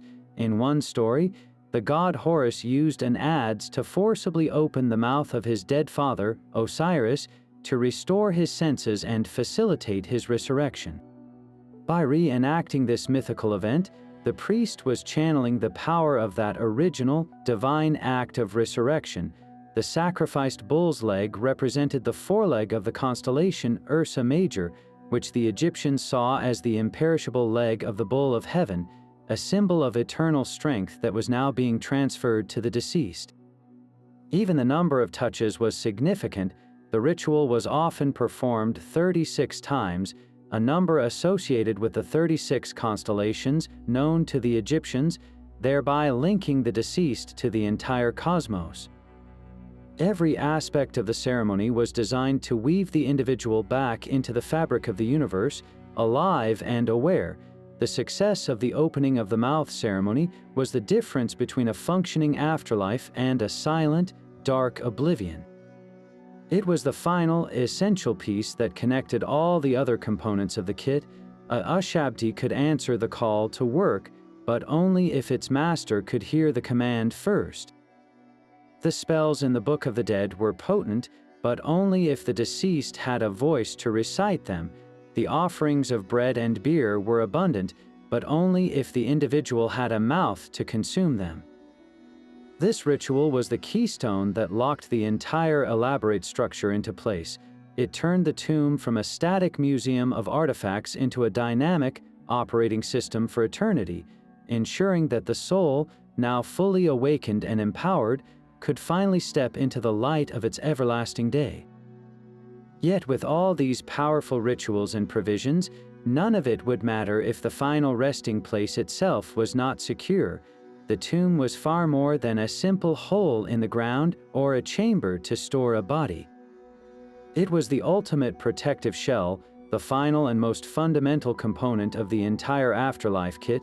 Think of it as a fortified spiritual bunker, a permanent, sacred space engineered to be both a safe house and a launching pad for eternity. Its walls were not just stone, they were a magical barrier, its decorations not mere art, but active defenses designed to keep malevolent forces out and the soul's essence safely contained within. Without this secure vessel, all the amulets, spells, and offerings would be like priceless treasures left out in a storm, vulnerable to theft, decay, and the chaotic forces of the underworld. This concept evolved dramatically over time.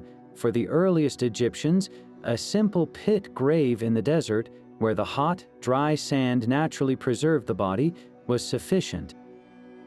But as beliefs about the afterlife grew more complex, so did the architecture of death. The most iconic evolution is, of course, the pyramid. These colossal structures were not just monuments to a pharaoh's ego, they were monumental machines for resurrection. Their sheer scale and geometric precision were believed to channel cosmic energies. The narrow shafts leading from the burial chamber were meticulously aligned with specific stars, like those of Orion's belt, which were associated with Osiris. The pyramid was a ramp to the heavens, a vehicle designed to propel the soul of the king directly to the realm of the gods.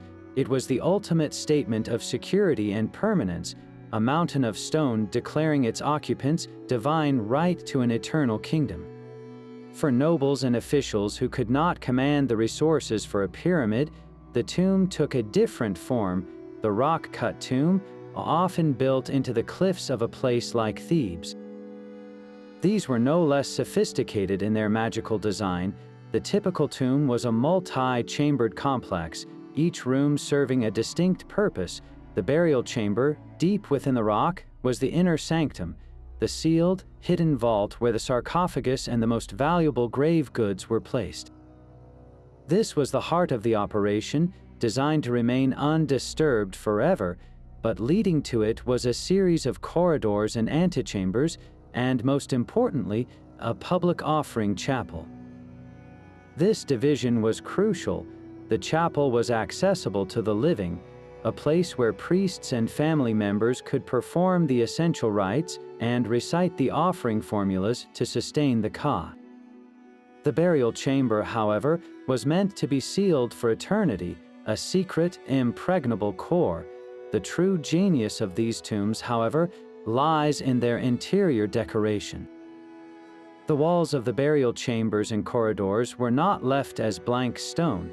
They were transformed into a continuous, immersive magical text. For royalty and the elite, the walls were covered from floor to ceiling with intricate scenes and hieroglyphic inscriptions. These were not random images from the owner's life. They were carefully selected excerpts from funerary texts like the pyramid texts, coffin texts, and, most famously, the Book of the Dead. This practice turned the tomb itself into a giant, three-dimensional version of the papyrus scroll.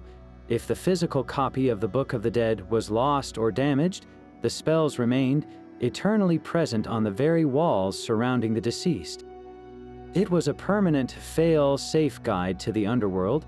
These scenes served multiple protective functions. Vignettes from the Book of the Dead depicting the weighing of the heart acted as a form of spiritual rehearsal, programming the desired outcome into the fabric of the tomb. Other scenes showed the deceased triumphantly standing in the field of reeds, harvesting abundant grain, a powerful image of sympathetic magic meant to ensure that paradise would become reality. But some of the most fascinating decorations were the ones meant for active defense. The walls might be painted with fearsome guardian deities and demonic gatekeepers that the soul would meet on its journey. By depicting these creatures and inscribing their true names, the Egyptians believed they could gain power over them. Knowing a demon's true name gave you control. It was a way to disarm the dangers of the Joat before even encountering them. Perhaps the most direct form of protection was the false door. This was a central feature in the tomb's offering chapel. It was a carved stone slab that looked like a real door or a niched facade, but it was solid, an impassable barrier. This was not a trick for robbers. It was a magical interface. The Egyptians believed the ka of the deceased could pass through solid stone. The false door served as a designated portal, allowing the ka to move freely between the sealed burial chamber and the offering chapel to receive the sustenance brought by the living. At the same time, it acted as a one-way filter, allowing the benevolent ka to pass while blocking malevolent spirits or chaotic forces from entering the sacred space of the burial. It was a spiritual airlock, maintaining the integrity of the inner sanctum. The tomb's security also extended to physical threats through clever and sometimes brutal engineering. Builders incorporated deep pits dug into corridor floors, hidden to anyone who didn't know they were there, designed to trap and injure intruders. Passages were blocked with enormous, multi-ton granite portcullises that would be dropped into place after the burial, sealing sections of the tomb with finality. Some tombs featured dead-end corridors and deceptive layouts to confuse and discourage robbers. The ultimate expression of this was the custom of sealing the tomb's entrance and erasing any trace of its location, hoping it would be lost to the sands of time. The tomb was a fortress in every sense, its design a testament to the profound fear that disturbance would mean not just theft, but the utter annihilation of the soul's chance at eternity. The entire structure, from its grand layout to the smallest hieroglyph on its wall, was a single integrated mechanism for safeguarding immortality. Even with the tomb sealed and the opening of the mouth ceremony complete, the Egyptians envisioned one final, crucial layer of protection for the deceased within the burial chamber itself. Tucked into 4 small niches carved into the walls, typically one for each of the cardinal directions, was a set of what might seem, at first glance, to be the most humble objects in the entire kit, simple mud bricks. But in the Egyptian worldview, the mundane could be a vessel for the mighty, and these were no ordinary bricks. They were known as magical bricks, and their purpose was to establish a final, impenetrable magical barrier around the sarcophagus, transforming the chamber into a sanctified space safe from the chaotic forces that might lurk in the underworld. This practice, which became standardized during the New Kingdom, showcases the Egyptians' almost legalistic approach to magic. It was a system where correct procedure and precise placement were as important as the power of the spells themselves. The number 4 was deeply symbolic, representing completeness and stability, echoing the 4 pillars that held up the sky and the 4 sons of Horus who guarded the canopic jars. By placing 1 brick in each of the 4 walls, the ritual created a perfect, squared-off zone of protection, a sacred enclosure within the larger sacred space of the tomb. Each brick was not merely a physical object, it was a magical sentinel assigned to watch over a specific direction and ward off the unique dangers that might approach from north, south, east, or west. The magic, however, was not in the brick alone. The true power came from the specific amulet that was molded into the top of each brick while the clay was still soft, and from the potent spell from the Book of the Dead that was inscribed upon it. This combination of object, word, and placement created a multi-layered defense. The most common spell used was Spell 151, which is uniquely concerned with these bricks and their guardians. The spell explicitly names the amulets and their functions, acting as both an instruction manual for the living and an incantation of activation for the afterlife. Let's meet the 4 guardians that completed this final magical perimeter, the brick placed in the eastern niche, the direction of the rising sun and rebirth, was charged with the power of the Djed pillar. As we've seen, the Djed symbolized the backbone of Osiris, representing stability and resurrection. By embedding a small faience or stone Djed into the eastern brick, the Egyptians were ensuring that the deceased would be granted the stability and strength to rise again, just as the sun was reborn each morning from the eastern horizon. This sentinel guaranteed that the transformative power of the dawn would permeate the chamber. Guarding the southern niche was the Ankh, the key of life. The south was associated with the life-giving winds and the origin of the Nile's annual flood, the source of all fertility in Egypt. Placing the Ankh here was a direct invocation of life force into the tomb. It served as a permanent conduit for the energy of existence, ensuring that the protective barrier was not just a defensive shield, but a positively charged field of vitality, actively sustaining the ka of the deceased within its bounds against the stagnation of death. The western niche, the domain of the setting sun and the land of the dead, was protected by a wooden rod. This might seem like an odd object compared to the symbolic power of the Ankh and Djed, but its purpose was intensely practical. Scholars believe this rod represented a shepherd's crook or a measuring stick. In the context of the afterlife, it was a tool of control and order. It could be used to ward off evil spirits like a herdsman fends off predators, or to measure out the sacred space, defining the boundaries that chaotic forces could not cross. It brought the concept of Ma'at, of cosmic order, to the very edge of the burial chamber. Finally, the northern niche was assigned a small mummiform figure, a statuette resembling a wrapped mummy. The north was associated with the eternal, circumpolar stars that never set, symbols of unchanging eternity. This figure was often identified as a representation of the god Osiris himself, or sometimes as an Ushabti for a specific, protective purpose. Its role was to embody the promise of resurrection and eternal existence. As Osiris triumphed over death to rule the underworld, so too would the deceased, under the watchful eye of this northern guardian, achieve everlasting life, safe within the starry permanence of the north. Together, these four magical bricks created a comprehensive defense system.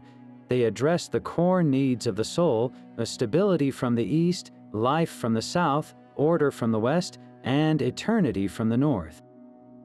This practice is a perfect example of the Egyptian desire to leave absolutely nothing to chance. Every possible angle, every direction of approach was covered by a specific, spell-bound guardian. It was the final piece of spiritual engineering, turning the burial chamber from a room into a fortress, ensuring that the meticulously prepared journey could begin from a place of perfect and absolute security. Among these carefully planned provisions and protective charms, we also find objects that strike a more enigmatic, even unsettling chord, revealing a world where the boundary between the practical and the profoundly strange was beautifully blurred. Take, for example, the mysterious reserve heads found in elite tombs from the Old Kingdom's 4th dynasty, particularly at the great necropolis of Giza. These are not stylized statues, they are hauntingly realistic portrait heads carved from fine white limestone, often life-sized and bearing the unique, individualized features of the tomb's owner. They were typically placed within the burial chamber, separate from the body, and their purpose remains one of Egyptology's most compelling puzzles. Their realism is so striking that they feel less like art and more like uncanny duplicates, a spare part for the soul. One leading theory suggests they acted as an alternative residence for the Ka, the life force, in case the actual head of the mummy was damaged or destroyed. In a time when mummification techniques were still being perfected, this was a pragmatic magical solution, a backup vessel for the seed of identity, yet their strangeness deepens.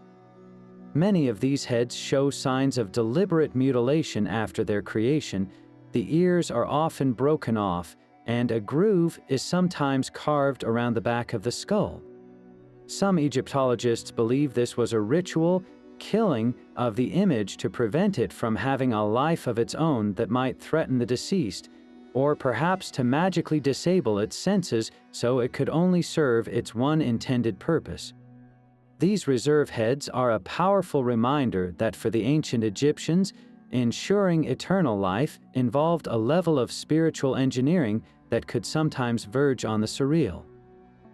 Moving from the solemn and mysterious to the interactive, we find another fascinating component that highlights the Egyptians' nuanced view of the afterlife: the inclusion of gaming boards.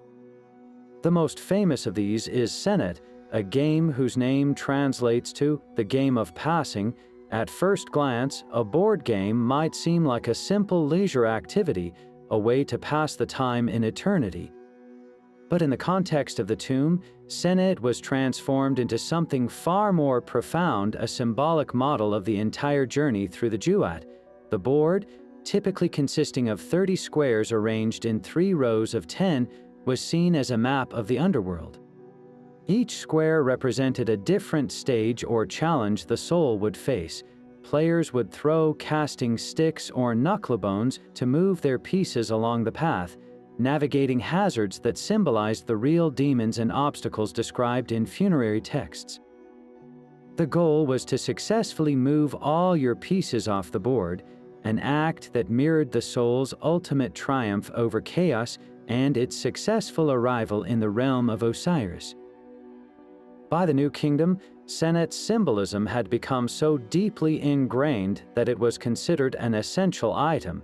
It appears frequently in tomb paintings, often showing the deceased playing against an invisible opponent, sometimes a family member or even a deity. This was not a depiction of a simple pastime, it was a magical representation of the soul actively engaging with the forces of the afterlife. Playing the game in the tomb was believed to magically rehearse and influence the real journey. It was a way to practice overcoming the challenges of the Jewat, ensuring a favorable outcome through sympathetic magic. The game pieces themselves were charged with meaning. Moving them was like moving the soul itself along the path to salvation. The inclusion of a Senate board reveals a belief that the afterlife, while perilous, also contained an element of chance and strategy that could be mastered. It turned the terrifying voyage into a structured contest that could be won, providing both a ritual object and a psychological comfort, a familiar framework for confronting the unimaginable. This blend of play and profound religious significance shows the Egyptians' remarkable ability to find order and meaning even in the face of eternity's greatest uncertainties. But what does the ultimate, most extravagant version of this kit actually look like? For that, we have to turn to the most famous archaeological discovery of all time, the tomb of the boy king Tutankhamun. While his reign was short and relatively unremarkable in the grand sweep of Egyptian history, his nearly intact burial chamber, discovered by Howard Carter in 1922, provides an unparalleled case study. It offers us a breathtakingly complete snapshot of what a pharaoh's afterlife kit entailed, not a theoretical list, but the real, physical objects, a king's ransom of magical provisions packed for a journey that was supposed to last forever. The sheer volume was staggering. Carter and his team spent nearly a decade meticulously cataloging over 5,000 items, each one a carefully chosen component of the king's eternal survival plan. Step inside that cramped, glittering chamber with Carter's eyes. It wasn't a neatly arranged museum display, it was a magician's treasure chest packed to the rafters. The space was filled with a series of 4 golden shrines, nested one inside the other like a set of Russian dolls, each one covered in detailed religious texts and protective spells. Inside the innermost shrine lay the king's stone sarcophagus, and within that, 3 magnificent coffins. The innermost coffin, the one that held the mummy itself, was crafted from over 200 pounds of solid gold, a literal fortune designed to house the king's divine essence for eternity. But the coffins were just the beginning. The tomb was a crowded warehouse of eternity. There were gilded wooden statues of gods and guardian figures, their eyes watching from the shadows. There were entire dismantled chariots meant for the king to ride in style through the celestial plains. There was a stunning golden throne inlaid with precious stones, a seat of authority for his eternal rule. There were ornate couches in the shapes of protective animals, a lion, a cow, a hippopotamus for the king to rest upon. There were chests filled with pristine linen clothing, jars of expensive perfumes and unguents, and even a fan made from ostrich feathers, its original veins still intact after 33 centuries. This was not just a burial, it was the packing of a palace for an everlasting reign. Every single object, no matter how opulent, had a specific magical function. The iconic gold death mask that covered the king's head and shoulders is the most famous example. It's not merely a portrait, it's a masterwork of spiritual engineering. The mask's gold, a material the Egyptians believed was the flesh of the gods, was meant to transform Tutankhamun's mortal remains into a divine, incorruptible body.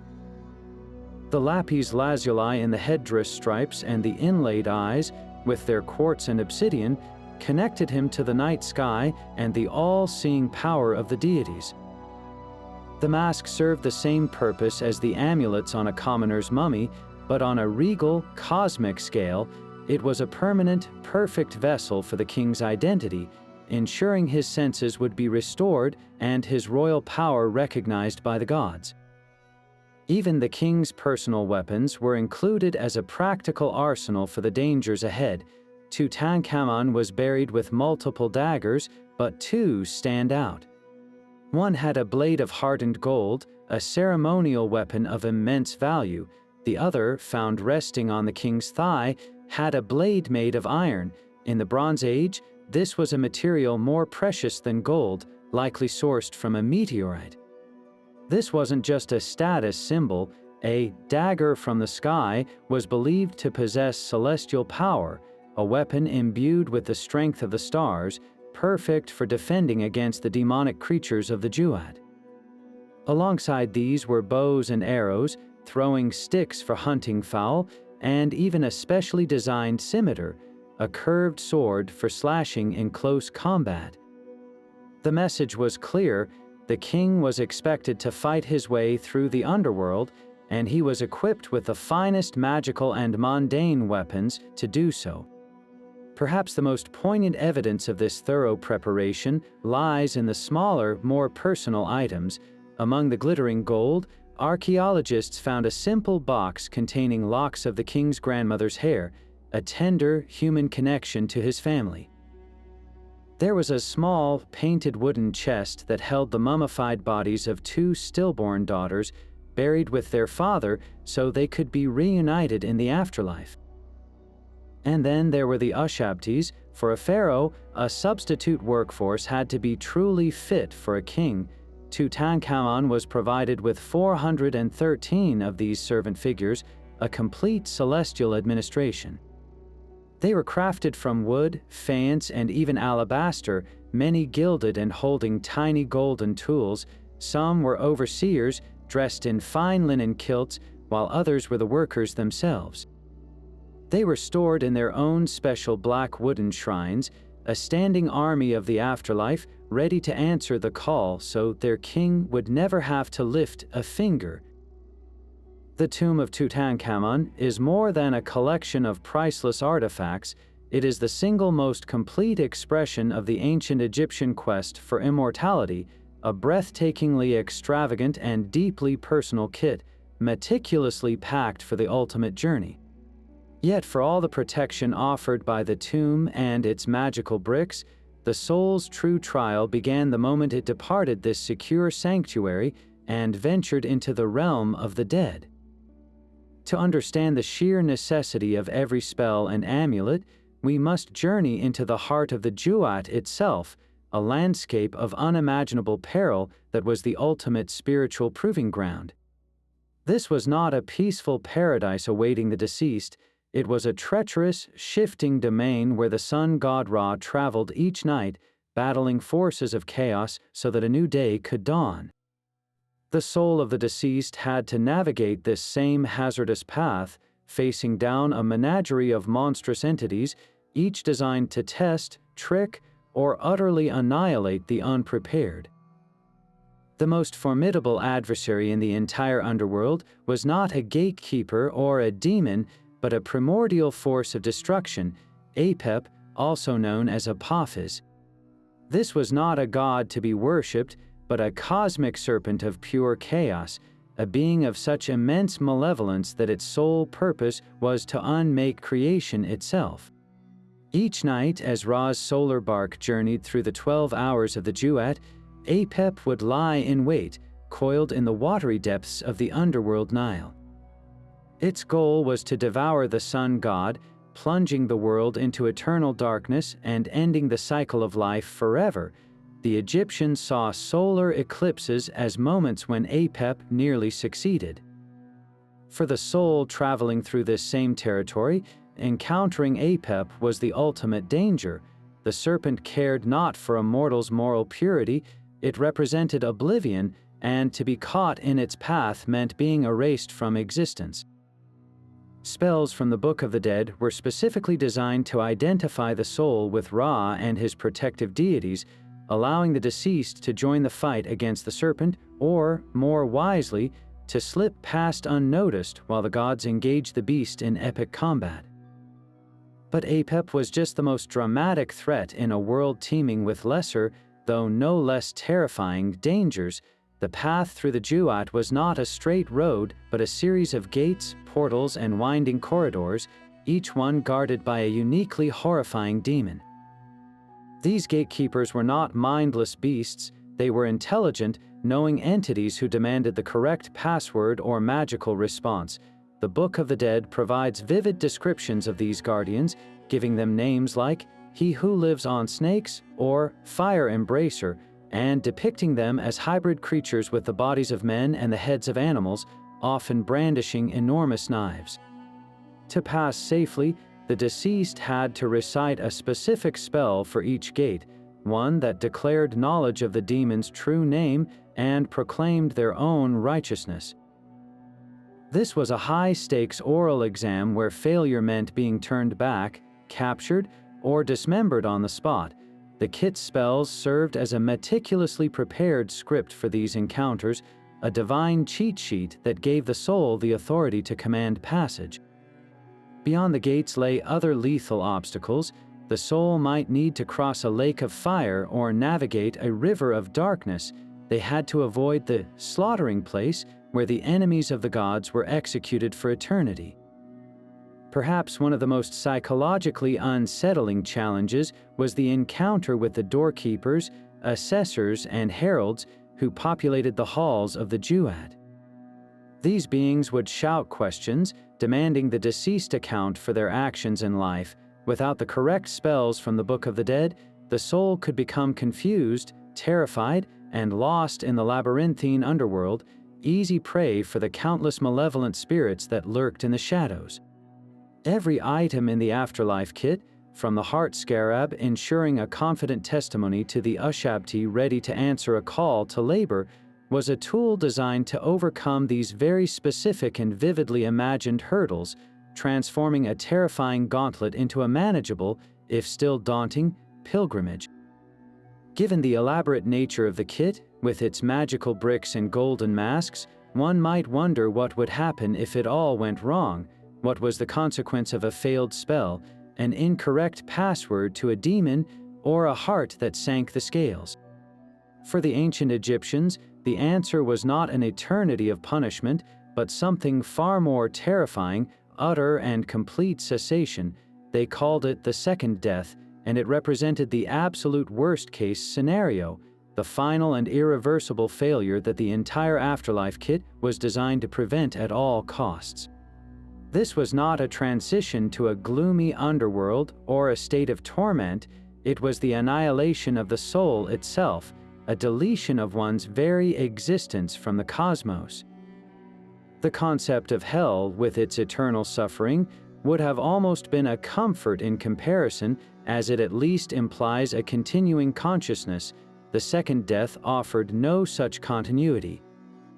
It was the end of the line, the permanent extinguishing of the Ka, the Ba, and the Ak, the total and final obliteration of the individual. This ultimate stakes are made terrifyingly clear in the imagery of the final judgment. The monstrous Ammit, the devourer, was not a metaphor for guilt or shame. She was a literal instrument of destruction. If the heart was found heavier than the feather of Ma'at, there was no appeal, no second chance. Ammit would consume the heart on the spot, but this was not a physical consumption alone, it was a metaphysical one. The heart was the seat of the mind, the memory, and the conscience, the very core of a person's identity. To have it devoured was to have one's self erased. The other components of the soul, the Ka that needed sustenance and the Ba that could travel, would be left anchorless and powerless, dissipating into the void. All the provisions in the tomb would become meaningless, as there would be no conscious entity left to consume them. All the Ushabtis would stand silent, with no master to command them.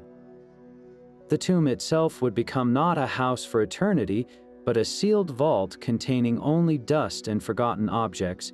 The second death was the failure of the entire spiritual engineering project, rendering every ounce of effort and every artifact utterly null and void. The dangers of this second death were not confined to the Hall of Judgment alone. The journey through the Jewat was littered with opportunities for annihilation. Demons like the fiery-faced gatekeepers were not just obstacles to be bypassed, they were executioners. A soul that failed to provide the correct magical utterance could be seized, decapitated, and cast into pits of fire or lakes of darkness, their constituent parts scattered and destroyed. The great serpent Apep did not distinguish between the sun god Ra and a mortal soul. To be caught in its coils was to be unmade, absorbed back into the formless chaos that existed before creation.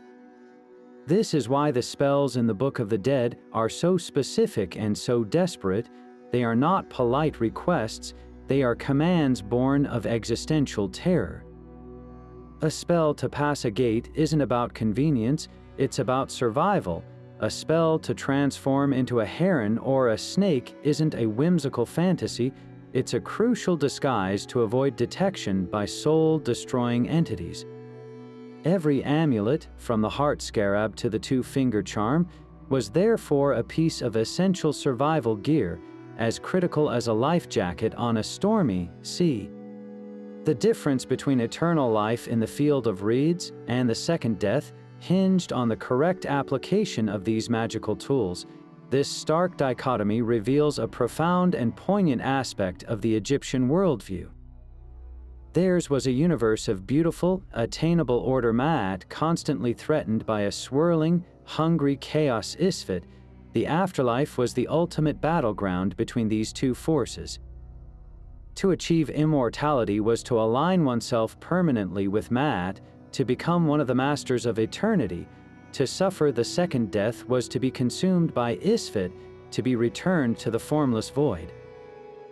There was no middle ground, no purgatory for rehabilitation.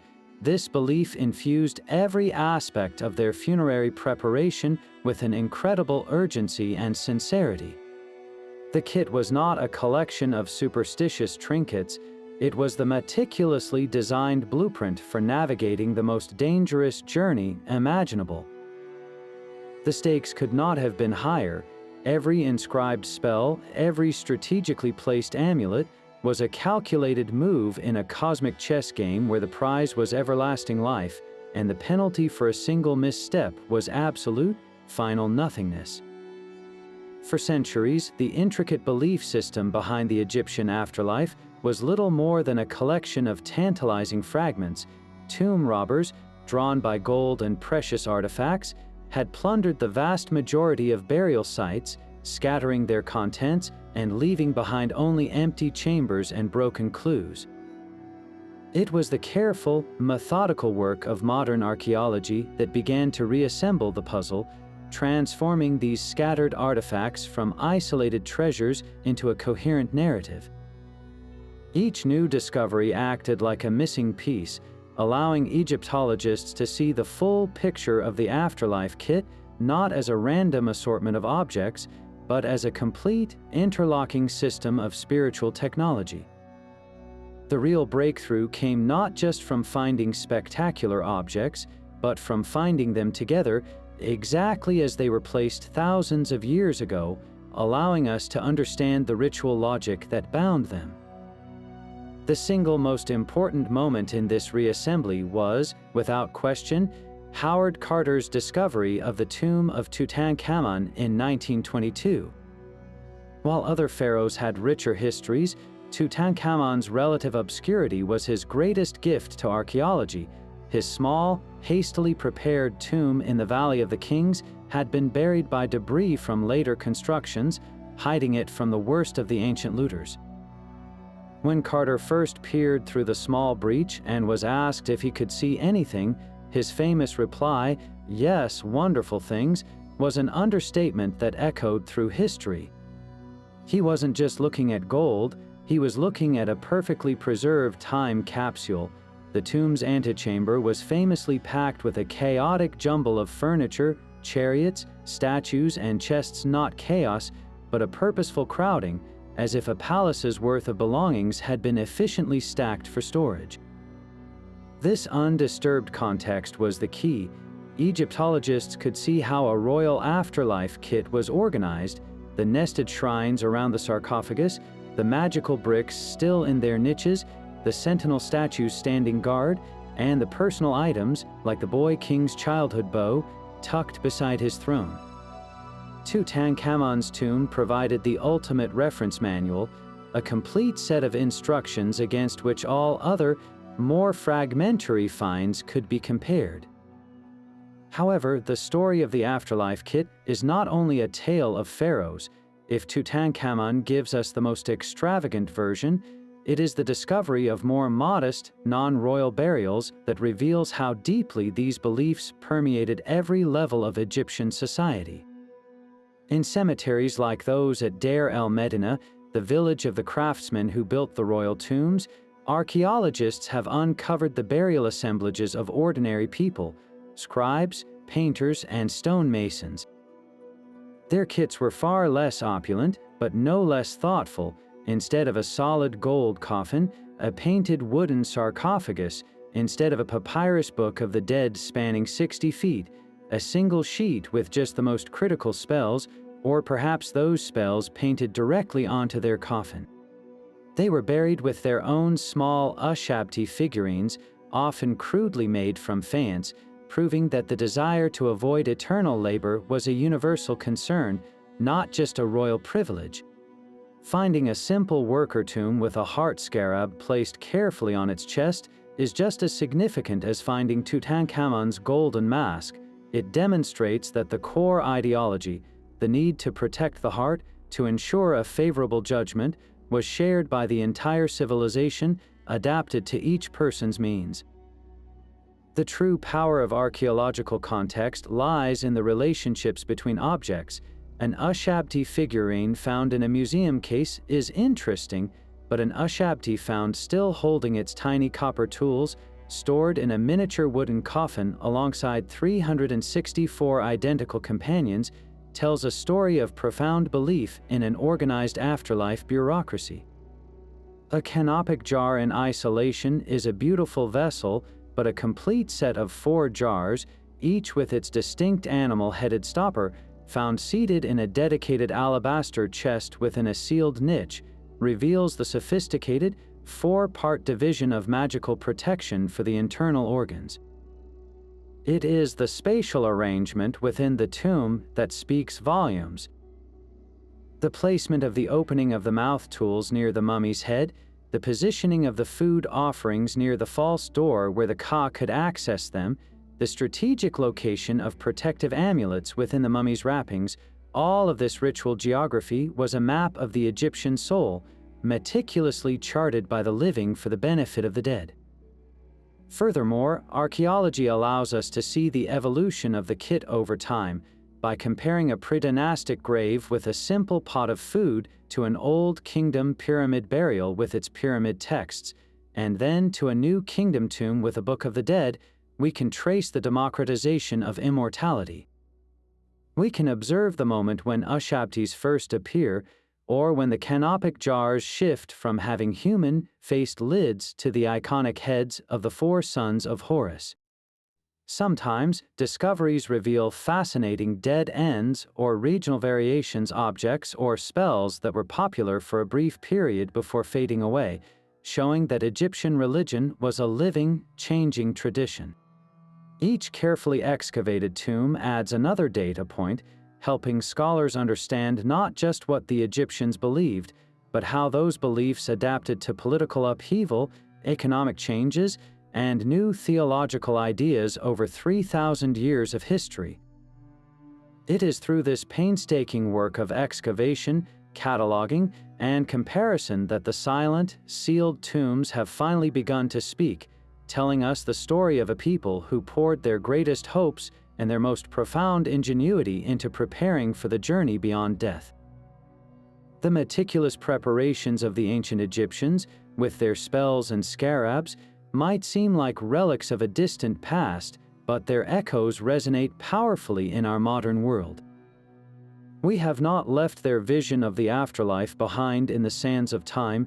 Instead, we have enthusiastically repackaged it for a contemporary audience. The iconic imagery of the Egyptian afterlife kit has become a staple of popular culture, from the silver screen to the pages of fantasy novels and the digital landscapes of video games. This enduring fascination reveals a deep, almost primal connection to their quest to conquer death, proving that the questions they grappled with are as compelling today as they were 3,000 years ago. Consider the classic Hollywood mummy, perhaps the most recognizable export of ancient Egypt into modern mythology. These films, from the black and white classics to the big-budget adventures of the late 1990s, are built upon a foundation that the Egyptians would find strangely familiar: the curse. While the idea of a pharaoh's vengeance plaguing those who disturb a tomb is a dramatic exaggeration, it stems from a very real Egyptian concept, the sacred and dangerous nature of the tomb as a protected space. The hieroglyphic warnings sometimes placed on tomb walls were not curses in the supernatural sense, but legalistic threats from the pharaoh's administration against desecration. Hollywood, however, seized on this idea and transformed it into a supernatural force, a direct consequence of violating the spiritual security system the Egyptians worked so hard to build. The reanimated mummy, stalking explorers with relentless purpose, is a twisted version of the Egyptian belief in an active afterlife existence. It's a horror story born from a profound misunderstanding, yet one that captivates us because it taps into that ancient fear of disturbing a soul's carefully engineered journey. Moving from horror to fantasy, the influence is even more direct. The concept of a magical book granting power over life and death is a cornerstone of the genre, and its archetype is undoubtedly the Egyptian Book of the Dead. In countless stories, from blockbuster films to role-playing games like Dungeons & Dragons, we see ancient tomes filled with spells to summon creatures, speak with the dead, or achieve a form of immortality. This is a direct literary descendant of the Egyptian Book of Coming Forth by Day. The idea that knowledge, written in a secret language and protected by ritual, can alter the very fabric of mortality is a potent one that the Egyptians perfected. When a modern hero must recite a specific incantation from an ancient scroll to defeat a demon or seal a portal, they are participating in a tradition that began with an Egyptian priest ensuring a deceased noble knew the right words to say to the demon guarding the fifth gate of the Jewat. The modern fantasy trope of the spellbook is, in essence, a democratization of the Egyptian afterlife kit's most powerful component, making its magical potential available to wizards and adventurers instead of being reserved for the soul of a pharaoh. Perhaps the most profound philosophical concept to cross into modern media is the weighing of the heart ceremony. This powerful image of posthumous moral accountability has been adapted into some of the most thoughtful narratives in contemporary culture. The Japanese manga and anime series Yu-Gi-Oh! Features this motif prominently, with characters facing shadowy games where the stakes are their very souls, echoing the final judgment before Osiris. Even more strikingly, the hugely successful video game God of War incorporates this Egyptian belief directly into its Norse mythology setting.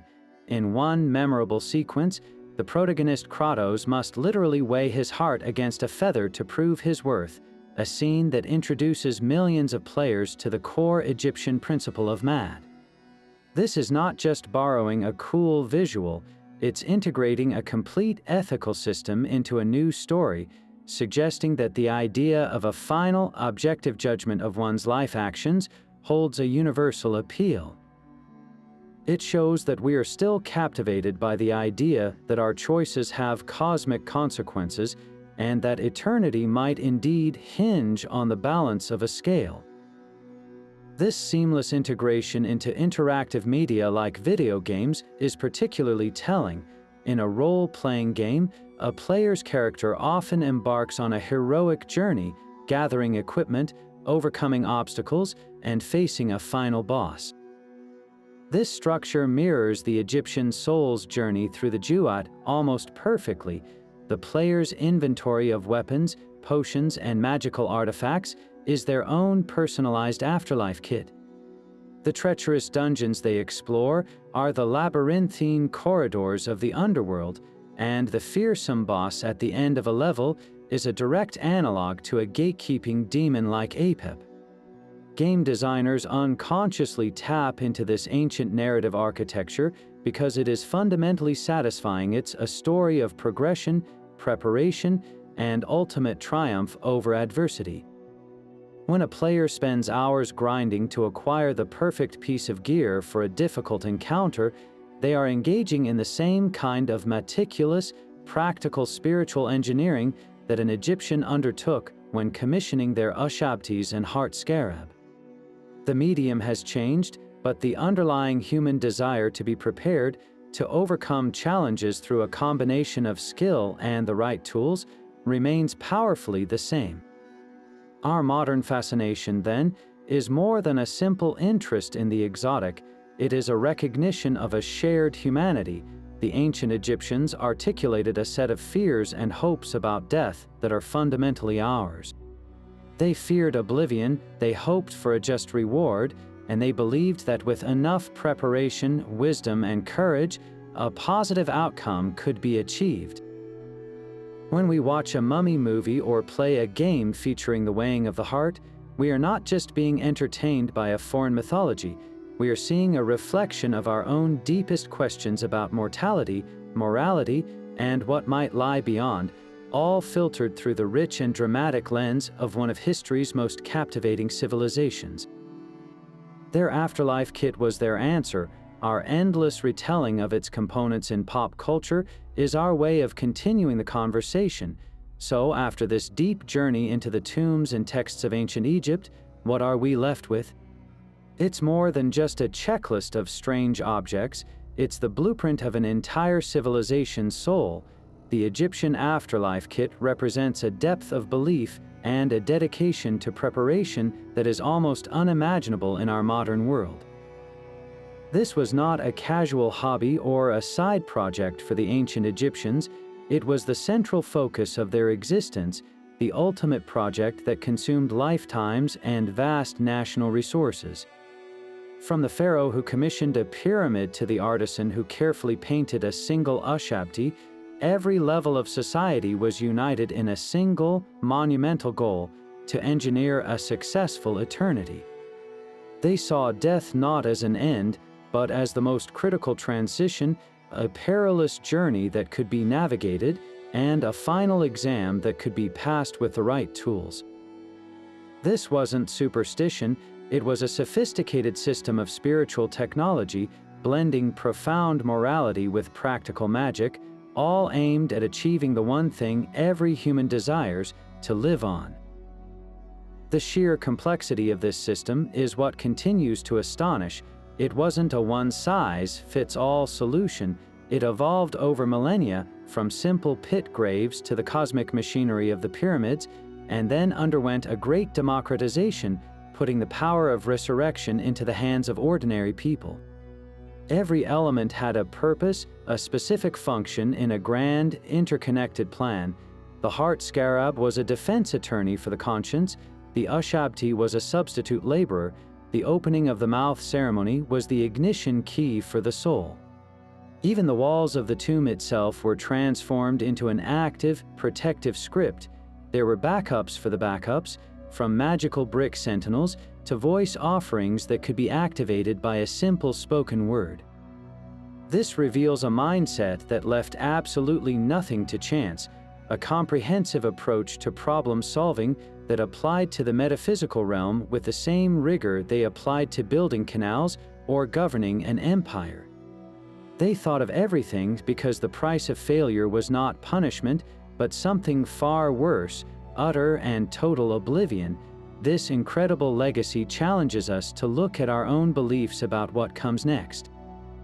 While we may not pack model boats or recite spells from a papyrus scroll, the fundamental human impulse remains. We all seek meaning, we hope for some form of continuity, and we grapple with the mystery of what lies beyond our own understanding. The ancient Egyptians gave that impulse its most elaborate and tangible form. They built for eternity, and in doing so, they left behind a powerful question for all of us. It's a question that makes this ancient mystery deeply personal. If you were to assemble your own metaphorical afterlife kit, not with magical amulets, but with the ideas, memories, and values that define your life, what single item would be the most essential? What is the one thing you would pack to carry with you on the ultimate journey? Let us know your thoughts in the comments below. If you found this exploration into the ancient world as fascinating as we did, be sure to subscribe to the channel and tap the bell so you don't miss our next adventure into history's greatest mysteries.